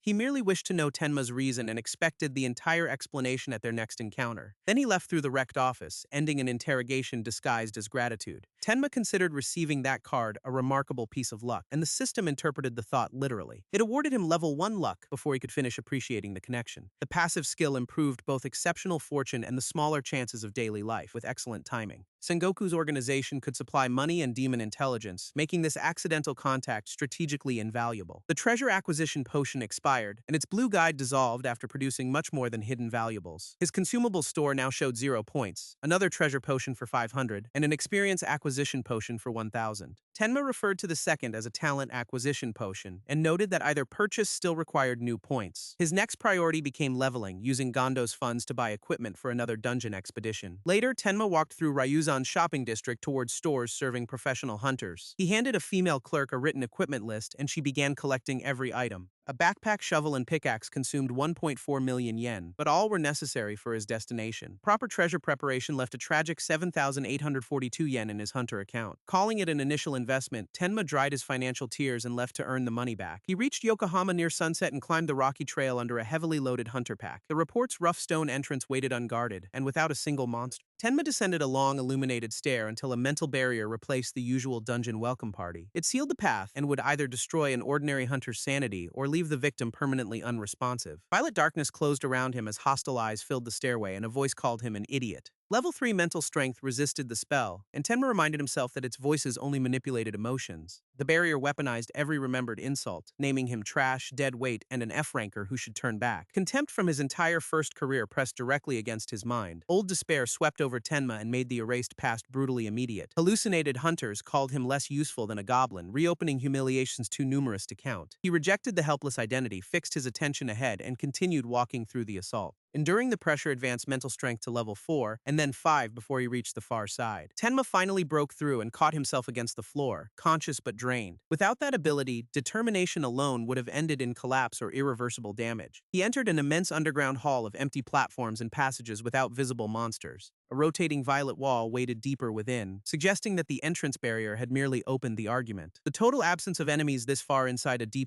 dungeon made the design disturbingly familiar. Tenma activated memory search and connected the monsterless gate and mental protections to an old article. The claim that elite C-rankers could approach applied only to the entrance region. In the original future, a deeper barrier defeated even S-rank hunters and eventually housed an undefeated Demon Corps commander. Such commanders rivaled SSS-Rank champions and became living symbols of mankind's despair. Memory search revealed that this dungeon held the equipment the future commander would later wield. Tenma identified those artifacts as the real treasure and stepped through the violet wall. Monthly Hunter had warned that both mental warfare and mechanical traps guarded everything beyond. A nearly inaudible sound immediately confirmed that the article was not exaggerating. Stronger psychological pressure crushed downward and flooded Tenma with hostile sensations. At the same moment, level 10 perception and agility reacted to hidden missiles launched through the barrier. Losing either awareness or mental resistance would have made reaction impossible. The spell would hold an intruder still while the first volley completed the dungeon's brutally literal rejection. Seeing a projectile meant responding too late, so Tenma dodged the instant perception heard it. A cluster of arrows struck the precise section of floor he had just left. Tenma sprinted through repeated volleys and moved between missiles before their paths could surround him. He twisted past broad blades and spear points while the mental field fought to slow each motion. Continuous resistance pushed mental strength to level 6 as a dense arrow storm crossed the corridor. It reached 7 while he flipped beneath a second crossfire without losing forward momentum. Heavy spearheads attacked from multiple directions as the skill climbed to 8. Stone blocks and dark missiles weaponized the architecture while it rose to 9. Mental strength reached 10 as Tenma outran a gigantic rolling boulder through clouds of collapsing dust. Narrowly avoiding another stone sphere broke the skill through its former limit and into level 11. At its new maximum, mental strength added an effect that preserved calm even during psychic assault. Anti-Psico magic granted immunity to harmful consequences of mental magic, though not to every unpleasant thought. Past the traps, violet mist spread across the floor on the path toward the artifacts. Tenma recognized it as the warning for the dungeon's most powerful psychological attack. Monthly Hunter reported that even S-rank challengers found the magic inside this fog unbearable. One illusion pleaded for release and death, reproducing terror recorded within the dungeon. More apparitions reenacted murder, blame, and desperation, surrounding Tenma with the final moments of dead intruders. He crossed through their violence and apologies without allowing the visions to impair his decisions. They came from the memories of earlier visitors, but level 11 mental strength canceled every negative effect. Tenma traversed the purple chamber with a composure no previous challenger had possessed. Ahead, a horned guardian in armor appeared, levitating with an enormous demon-wrapped sword. Tenma drew Soul Predator, certain that defeating this final protector would expose the artifact. Blue energy surged over his blade as he prepared to challenge the boss. Appraisal listed Demonic Aura-infused Soul Predator with 33 attack and Demonic Aura Predation at 1 of 5. Trusting max-level swordsmanship, Tenma charged and met the armored warrior's blade directly. Their collision detonated blue and violet force throughout the room instead of producing an easy opening. The guardian's giant sword drove Tenma backward over a cracking floor despite his concentrated resistance. His own attacks inflicted nothing, while level 10 endurance kept a potentially fatal impact from stopping him. Exceptional durability and magic-infused sword aura made a contest of brute power overwhelmingly unfavorable. The boss lifted its demonic weapon again and attacked before Tenma could recover his stance. The guardian worsened matters by calling several smaller armored swordsmen out of the demonic fog. A level 20 hunter now faced an invulnerable boss backed by a growing army. Tenma paused when he remembered that creatures summoned by bosses still awarded experience. Promotion to D rank had removed his former ceiling, turning those minions into potential levels. At level 20 with no progress, the limit break of talentless adjustment still multiplied every reward by 100,000. He faced the approaching reinforcements with a plan to convert them into immediate power. Level 7 Intimidation manifested a huge red eye and froze the armored minions where they stood. Tenma sent Kirishima-style straight-line slash directly through the exposed formation. A broad blue arc cut across the summoned warriors and split their armor before they could defend. The first kills triggered 1.2 times stat growth and visibly reinforced Tenma's entire body. 100,000-fold experience erupted, driving him through multiple levels in succession. By level 30, he could turn the newly empowered sword back toward the primary guardian. The boss answered with a focused violet thrust, unwilling to let its profitable reinforcements settle the duel. Its gigantic demonic blade came down with enough power to divide the chamber floor. Tenma jumped away and redirected his blue weapon into an aerial counter. Perception and martial arts coordinated physical abilities that were changing almost faster than he could use them. His reinforced slash finally hit the armored guardian and drove it backward. Tenma landed within a blue shockwave, now strong and quick enough to control the exchange. More fallen minions carried him through levels 37, 38, and 39. He reached 40, and the boss's convenient experience delivery service finally stopped producing reinforcements. Alone now, the Guardian collected a towering violet sword aura for a final attack. Its massive weapon fell as Tenma launched himself along the broken wall to intercept it. Level 10 straight line slash concentrated all of his level 40 strength into one perfect counterline. Blue met Violet head-on and spread the collision throughout the underground hall. The sustained blow cracked the Guardian's horned helmet and reached the power inside. Tenma severed the radiant red core supporting both the armor and its demonic energy. Blue force ripped through the Guardian, scattering its plates and ending the battle in an ascending blast. Soul Devourer absorbed the released demonic power, gained 3 attack, and demonstrated the value of leveling. With level 40 locked, the remaining reward became 213 points, and the boss was officially dead. The system explained that dungeons, unlike gates, always issued a clear prize, bureaucracy with a treasure chest at last. Golden light appeared over Tenma's hands and delivered the future core commander's intended item. It condensed into a small black ring edged in gold, modest considering everything that protected it. Tenma lifted the plain object and wondered how it justified defenses that stopped S-rank hunters. Reminding himself not to judge equipment by appearance, he opened its status panel. The unique ring of defense provided 10 defense, while every central function remained sealed. Tenma recognized a growth-type item perfectly suited to his 100,000-fold trait. The ring developed beside its owner by consuming part of the experience they earned. His profile now showed age 24, level 40 locked D rank, talentless adjustment, and 313 points. Another limit break mission and a new issued item appeared as Tenma asked what came next. His D-rank trial required 3 demonic springs and promised 1.3 times stat gains, expanded skill caps, and additional trait shop effects. Tenma wondered whether the system understood his true goal of preventing the invasion that ended mankind. Asking for exactly 3 demonic springs was far too specific to dismiss as routine coincidence. Demon armies could not yet invade because Earth's environment differed from their home realm. Project Demonic Energy relied on sacred artifacts called demonic springs, each packed with concentrated demonic power. Distributing them across Earth slowly altered the environment into conditions suitable for invasion. Humanity learned of the conspiracy in the previous timeline through a condemned traitor who served the demons. Before execution, the prisoner mocked the spectators for believing an invasion could begin without years of groundwork. The demons had prepared their arrival long before humanity even recognized them as a threat. They gathered the springs to engineer entry into the human realm under the name Project Demonic Energy. Too late to save himself, the frightened conspirator admitted that the final objective was human extinction. His grim warning before the silent crowd and waiting blade became one of Tenma's recovered memories. The guillotine ended the testimony but did nothing to stop the plan it exposed.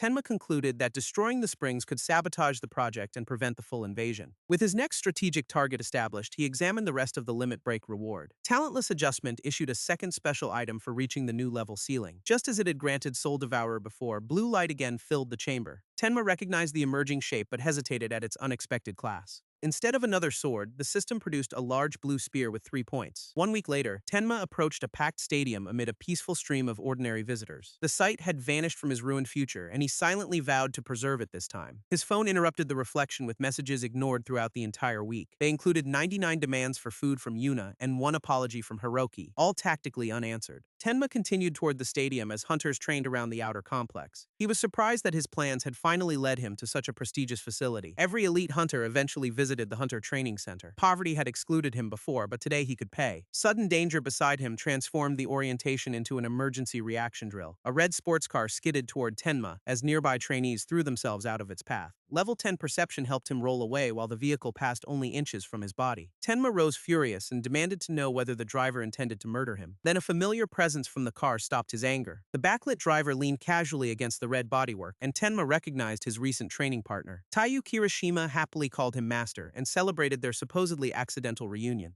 A guild signing bonus had purchased the sports car, because every future star apparently required dramatic transportation. Taiyu had joined Guardian Guild after deciding to work as an active hunter. Guardian, Silver Wing, and 5 Stars were the 3 dominant guild organizations in the country. Guardian had identified Taiyu's Sword Saint potential before a rival could recruit him. Tenma concluded that the signing bonus must have been enormous, explaining the red luxury evidence beside them. Asked Taiyu to abandon the title master because it now felt far too serious. The blue-haired swordsman requested another respectful form of address.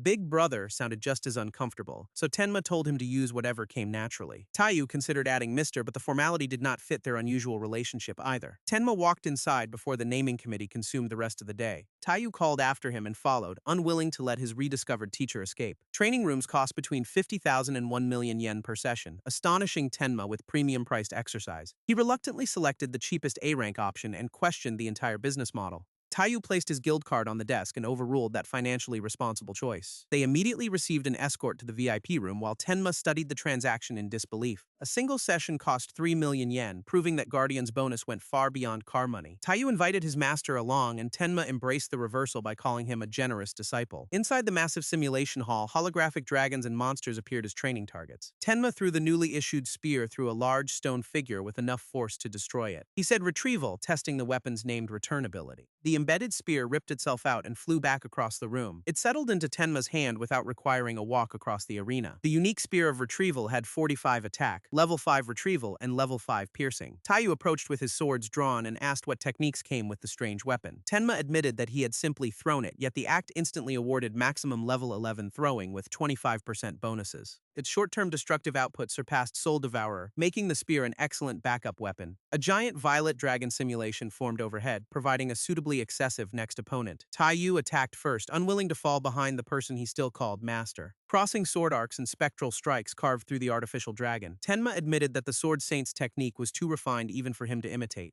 Taiyu landed with both swords crossed, looking frustrated rather than pleased. No matter how devastating it appeared, the move still felt incorrect to its creator. He requested another demonstration of straight-line slash. Assuming Tenma had not finished developing it, Tenma explained that he merely added Taiyu's heaven and earth concept and swung until the attack worked. Taiyu repeated the motion relentlessly, trying to understand how such crude advice had succeeded. Tenma demonstrated the slash again and pushed its level 10 progress to 99%. Talentless adjustment flooded the technique with experience, broke the ceiling, and granted level 11. Taiyu endured the pressure from the front row, where the lesson offered no gentle mode. The completed swing released an enormous blue crescent cleanly across the arena. Taiyu excitedly christened it Tsukashiro-style straight line slash, while its embarrassed creator objected. Evolving an established technique was extraordinary to him, no matter how casually Tenma treated it. A ringing phone interrupted before the newly named move could receive an even longer title. Kyosuke Sengoku was calling exactly 1 week after their agreement in Gondo's office. Tenma thanked Taiyu for the facility and left early, explaining that urgent business awaited. He departed the VIP room and left his disciple with fresh inspiration and expensive holographic targets. Taiyu knelt theatrically and swore that he too would someday reach the elevated Tsukashiro-style state. Later, Tenma met Kyosuke at a cafe, where the information broker waited serenely across the table. Kyosuke said Tenma's cooperation had completely transformed his organization's situation, a gift of heavenly luck. He now wanted to show his gratitude personally, instantly securing Tenma's complete attention. The broker followed an absolute policy of repaying every favor. More accurately, Kyosuke refused to owe anyone, turning the promise into a business principle. The distinction reminded Tenma of the calculating information dealer from the destroyed future. That version of Kyosuke supported humanity but never charity, demanding useful knowledge or abilities from those seeking aid. Hearing the same philosophy in the present confirmed that he differed fundamentally from the other future heroes. Since Kyosuke calculated every action, Tenma suspected his unusual value currently made him indispensable. He set a large bag on the table after confirming that the broker truly meant to repay him. Inside were mana stones taken from the D-rank dungeon Gondo had hidden. Tenma offered the entire Shining collection for trade, using a language both men understood. He requested an ongoing partnership instead of a single valuable exchange. Unknown crystals normally required guild-level trust, but Kyosuke's commitment to profit eliminated that obstacle. He accepted immediately and promised never to betray his word, while Tenma silently credited the treasure potion. Tenma added one more request and pushed a folded sheet across the table. Kyosuke unfolded a list of individuals, places, and particular items. Tenma possessed only fragments of information about them, but believed one would reveal a source of demonic power. He asked Kyosuke's network to find the targets before the demons advanced their conspiracy. The broker agreed in principle but warned that the search was far larger than he had anticipated. He requested Tenma's assistance in exchange, and the hunter immediately accepted. Kyosuke addressed him as a D-rank mercenary by name, startling Tenma with information he had never shared. He required Tenma's abilities in a special dungeon limited to hunters of D-rank or below. The regressor understood that this assignment, rather than gratitude alone, had motivated their meeting. Kyosuke needed him to retrieve an artifact called the Jewel of Aldoria. The familiar-sounding name suggested that the polished request carried a deeper meaning. Other exceptionally gifted D-rank hunters would join, rather than leaving Tenma to work alone.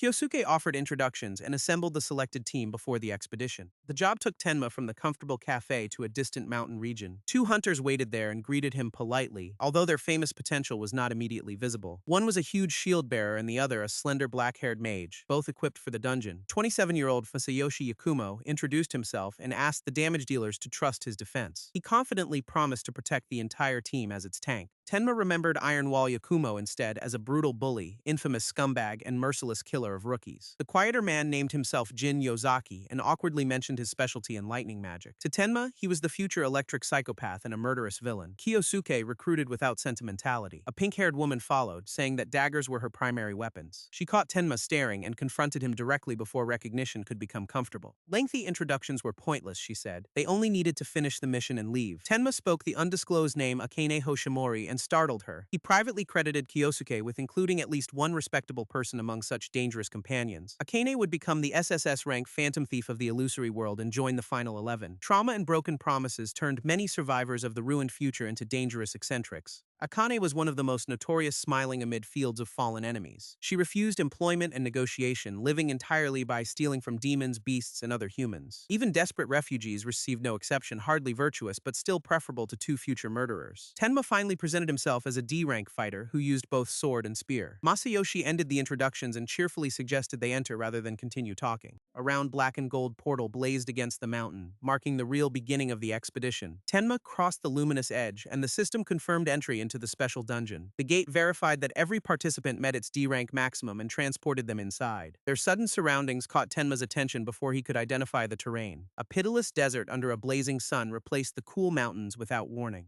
Akane and Jin immediately wilted in the heat while Masayoshi searched his supplied inventory. Their leader produced magic ice cool packs, practical preparation that instantly became everyone's favorite spell. Kyosuke had provided advanced intelligence and assigned Masayoshi to lead. Cooling magic revived the party, but the tank ordered them to advance with caution. They crossed the empty dunes in formation behind his raised shield. Tenma suddenly told everyone to halt and received 3 doubtful looks. Level 10 perception had found a magical creature concealed under the desert ahead. Masayoshi saw nothing in the bare sand and openly questioned the warning. He advanced with axe and shield ready, promised to block any danger, and ordered the others to follow. The ground erupted exactly where Tenma predicted, exposing an immense red-eyed scorpion beneath their root. An entire swarm followed it out of the dunes, forcing Masayoshi to acknowledge Tenma's detection. He planted himself between the scorpions and the party, finally carrying out his tank assignment. Level 5 taunt challenged the swarm as green power covered his shield and body. Every creature redirected toward him and converged from several directions. A broad green barrier projected from the shield and absorbed their combined attack. Behind the defense, Jin compressed lightning and warned his companions to clear the line. He fired a narrow blue beam through the mass of scorpions while Akane opened its path. Electricity detonated throughout the swarm and scattered armored bodies with the sand. Akane rushed into the aftermath with 2 curved daggers already drawn. She rotated between airborne creatures and cut several apart with intersecting strikes. Tails, pincers, and severed bodies fell harmlessly around the party. Masayoshi praised the display, but Akane dismissed her efficient massacre as routine. Tenma applauded the surprisingly capable team and noted that they had left no task for him. Masayoshi noticed his inactivity and ordered him to contribute, forcing the spectator onto the payroll. Tenma stepped forward just as the sand began to shake once more. Akane sensed an approaching presence and shouted before he could answer.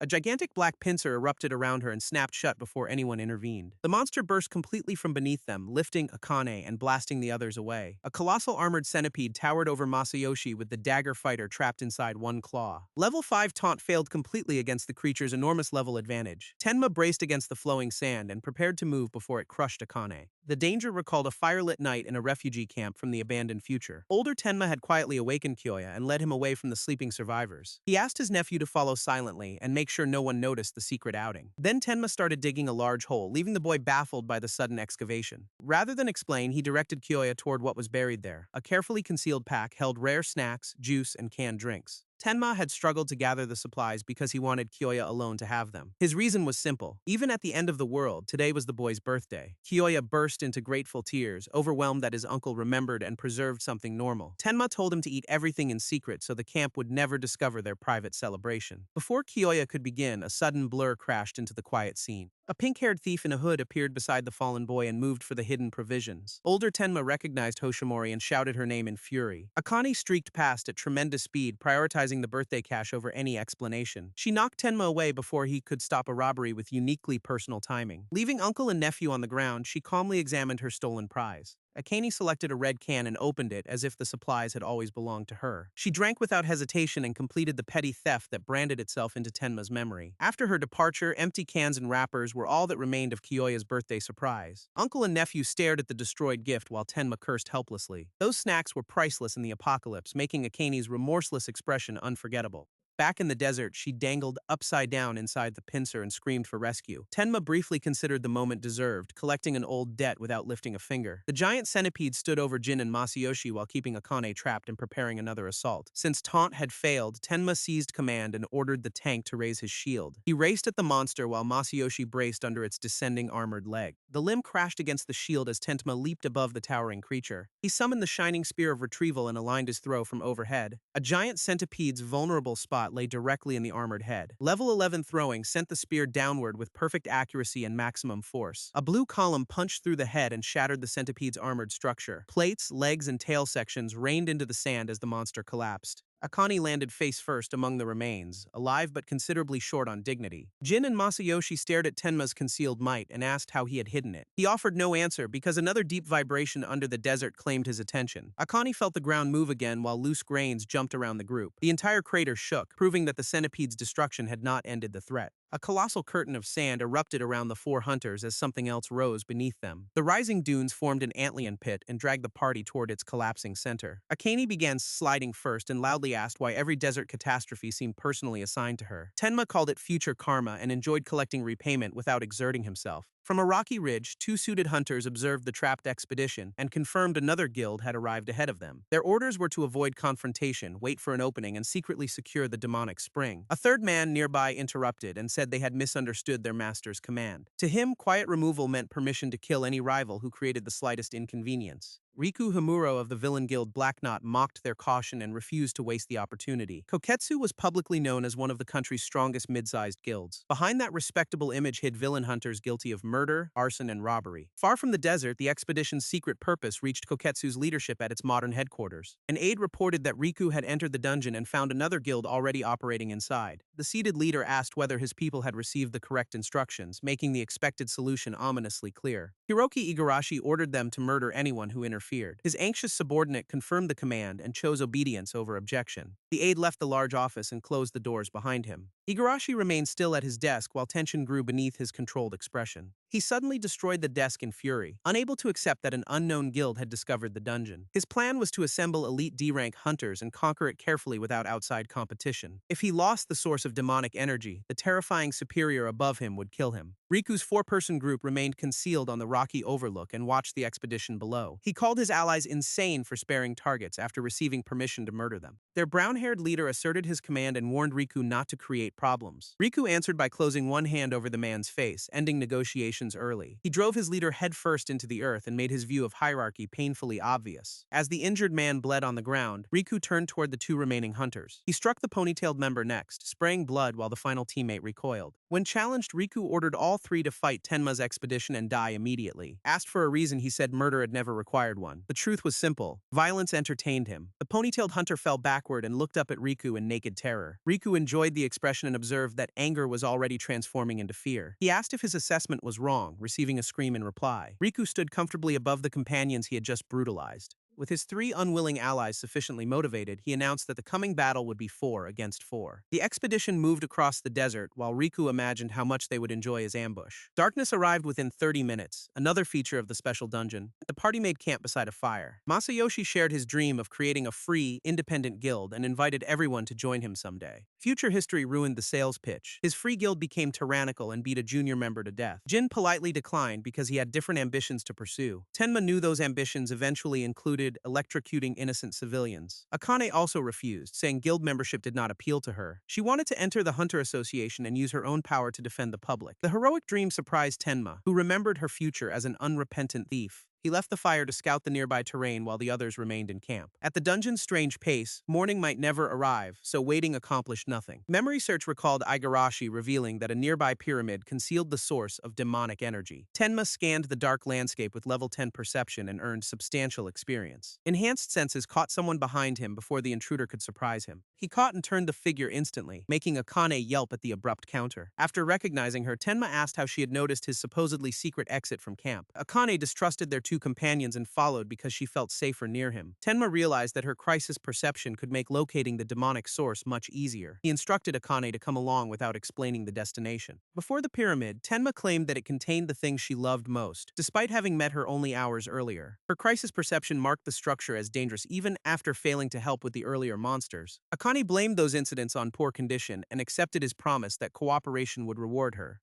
Tenma headed toward the pyramid and left her to decide whether she trusted him. Remembering his rescue and noticing that he was handsome, Akane granted him temporary faith. She hurried after Tenma and loudly warned him against delivering a disappointing result. He deduced that crisis perception became quiet whenever the system knew he would protect her. Inside the pyramid's narrow hall, Akane said her ominous sensation had grown continuously stronger. The warning abruptly disappeared and confused her just as the route seemed harmless. Tenma told her to follow silently, but Akane insisted that something remained close. He calmly repeated his instruction while perception received another rush of experience. The skill advanced to level 11 and partially unlocked system notifications belonging to party members. Akane ran ahead and promised to prove the usefulness of crisis perception. At the following corridor, she confidently announced that the route was safe. A giant rolling boulder immediately audited her confidence and sent her racing back. Akane screamed for Tenma to run, but he remained directly in the trap's path. One straight-line slash split the boulder and scattered fragments around him. After seeing the effortless destruction, Akane asked whether he could really be only D-rank. Level 11 perception detected a hidden space beneath the cracked stone pavement. Tenma stamped once and collapsed the weakened floor to reveal a concealed passage. Akane proudly called it her shortcut while privately questioning what sort of hunter she had followed. Together, they descended a long staircase into the silent pyramid's lower levels. A huge chamber opened before them, and Akane wondered whether they had reached the boss. A colossal sphinx waited inside, matching Igarashi's memory of the demonic source's location. It welcomed the desert challengers and declared the beginning of the trial of the sandstorm. 10 luminous spell circles appeared around a stone coffin as the mysterious test activated. A savage red sandstorm consumed the chamber floor in searing turbulence. Tenma told Akane to jump onto the Sphinx before the storm overwhelmed them. Both launched through the burning currents toward the statue's broad back. They landed above the worst of the churning sand. Akane expected to survive the trial normally, but Tenma intended to clear it by another method. His entire instruction was one word, steal, which produced immediate suspicion. Tenma told her to use the skill she practiced better than anything else. He caught Akane by the wrist before she could avoid him or reject the assignment. Then he displayed every missing wallet from their party. The prosecution rested while the storm continued. Exposed, Akane admitted possessing steel but refused to follow orders merely because he knew. The Sphinx's eyes ignited red, signaling an escalation of the test. Sand surged upward with explosive force and swallowed their elevated refuge. Tenma ordered Akane to hurry before the storm removed their chance. The only way to survive, he said, was to rob the Sphinx directly. Regretting every part of the partnership, Akane activated absolute pillage and reached for the statue's reward. Tenma cut through the storm with straight-line slash and shielded her effort from the pressure. Perception showed level 4 absolute pillage stealing the system's reward from the Sphinx. Tenma recognized the ridiculous potential to take prizes directly from completed trials. The Sphinx started falling apart before completion but desperately attempted its ancient riddle about four-legged creatures. Its massive stone form continued collapsing beneath Tenma and Akane. She defended absolute pillage by arguing that theft became heroic whenever used for good. The defeated test began issuing rewards and covered her in light before a second trial could start. Gold and artifacts filled the hall, including a compact mechanism containing a violet crystal. The system identified it as the source of demonic energy they had been seeking. Tenma immediately claimed the device, surprising Akane with his knowledge of the concealed objective. She realized that his suspicious behavior had always been directed toward obtaining this source. Tenma postponed the explanation and requested only the device, offering her everything else. Akane's offended response ended when she noticed the mountain of gold. Principals had encountered favorable accounting. Recovering the first source completed 1/3 of limit break and activated talent supplement for 1 hour. Tenma threw the mechanism upward and prepared Soul Eater to consume its concentrated energy. Blue power flared as the sword drained every trace of demonic force from the shattered container. Soul Eater gained 3 more attack, bringing its total to 30 base and 9 absorbed. When Akane asked how he knew her ability, Tenma claimed he could inspect the skills of others. Level 11 perception was extremely useful. He could practically smell the money around this thief. After gathering the rewards, the pair crossed the dark desert back to the camp. Masayoshi immediately questioned why they had vanished together at night, irritating Akane with his implication. Tenma called the excursion life advice, and Akane awkwardly supported the incomplete excuse. Their leader accepted the help but ordered them not to act independently again. At dawn, he repeated the mission: clear the dungeon and recover the Jewel of Aldoria. All 4 hunters entered the pyramid and advanced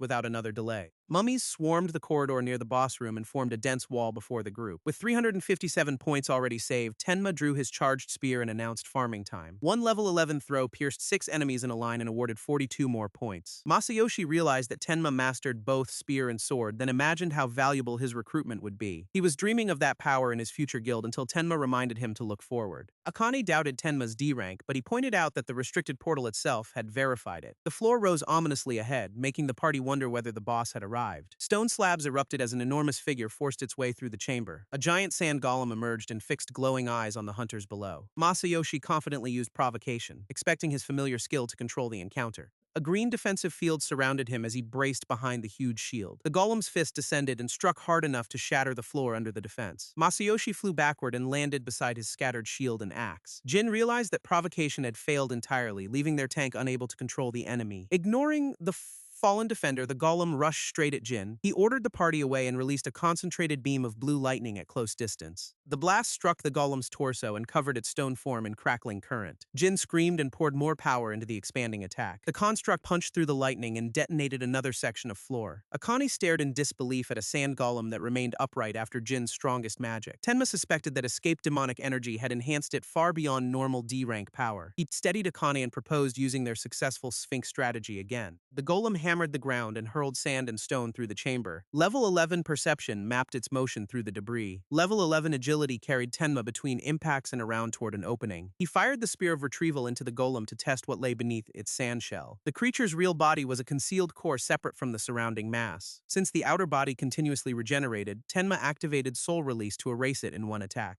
His amplified straight-line slash crossed the entire golem in a brilliant blue arc. The shell exploded and exposed a radiant orange core within the flying sand. Before regeneration, Tenma urgently called Akane to execute their maneuver. He pointed out the core and told her to steal it. Level 4 Absolute Pillage reached directly for the orange target. Mana engineering powered the construct, so transferring ownership of its core should disable it. Instead, the theft failed because the golem's power vastly exceeded Akane's. The regenerated monster rose over her and turned failure into immediate danger. Akane asked what to do, and Tenma supplied the only useful instruction: run. They sprinted together while the fully restored golem charged behind them. Combining level 11 strength with throwing, Tenma hurled the retrieval spear at full power. It smashed into the pursuing construct and created space for the fleeing pair. Fighting such a strong opponent caused Talentless Adjustment to awaken the super-rare level 1 weapon change skill. It swapped gear from his inventory instantly, removing delays between different weapons. Every change temporarily increased the new weapon's destructive output, initially by 3%. A quick straight-line slash crossed the golem before its next blow could fall. The creature roared and recoiled as another large piece of its restored body disappeared.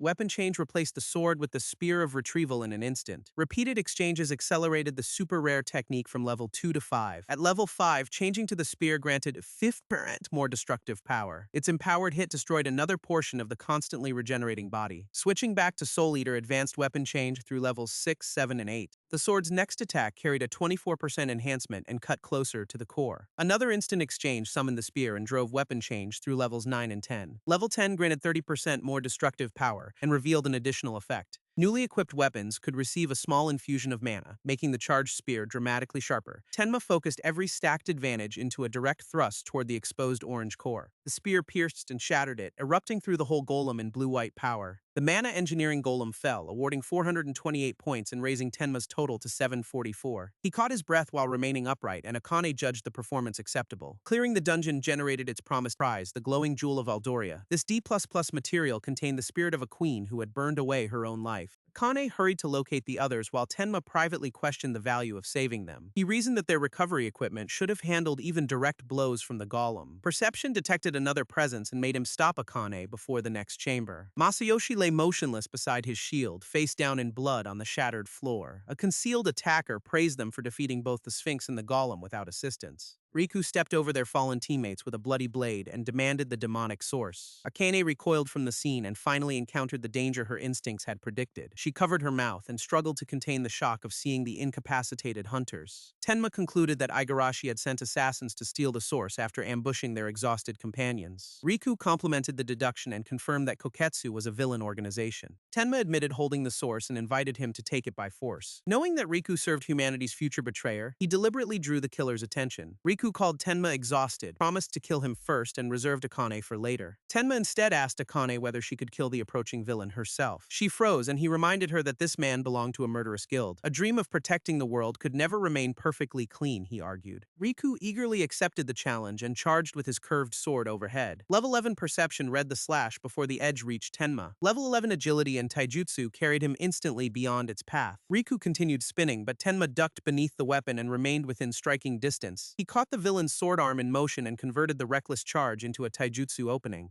Pivoting beneath him, Tenma pulled Riku entirely off balance by the captured wrist. A clean throw sent the attacker headfirst across the floor and flung his blade away. Bleeding and furious, Riku scrambled upright and threatened to cut Tenma apart. Suspecting he had also murdered the other Koketsu hunters, Tenma decided he could not be left alive. Blue energy collected on his weapon for a decisive counter before Riku recovered. One overwhelming straight-line slash tore through the villain and ended his attack. Tenma dismissed the remaining power and calmly returned the weapon. Akane argued they could have subdued Riku, but Tenma cited the helpless murders of Jin and Masayoshi. Both men might have become criminals later, yet in the current timeline they remained innocent hunters. Their deaths made Tenma wonder whether proximity to him could have changed those futures. With nothing else in the chamber, he told Akane that their assignment was complete. Outside the gate, two gray-suited representatives waited beside vehicles under the mountain night. They approached the returning hunters and confirmed completion of the expedition. The spokesman offered thanks and explained that Kyusei Sengoku was currently abroad. Tenma presented the Jewel of Aldoria for verification of the objective. Once its authenticity was confirmed, the representative asked about the missing party members. Tenma reported that both had died inside, and the man accepted the grim news. After the handoff, a blue system display opened in the darkness before Tenma. His D-rank limit break remained one-third finished, requiring 2 more demonic sources. With almost no clues about their locations, he concluded that Kyosuke's network would be essential. Before parting, Akane handed him a locked green box as a token of gratitude. She credited his repeated rescues and said the box should sell well even without its key. Tenma silently accepted a gift from the woman remembered as history's greatest thief. At home, he sat on the bed and finally examined Akane's mysterious present. The system called it a locked C+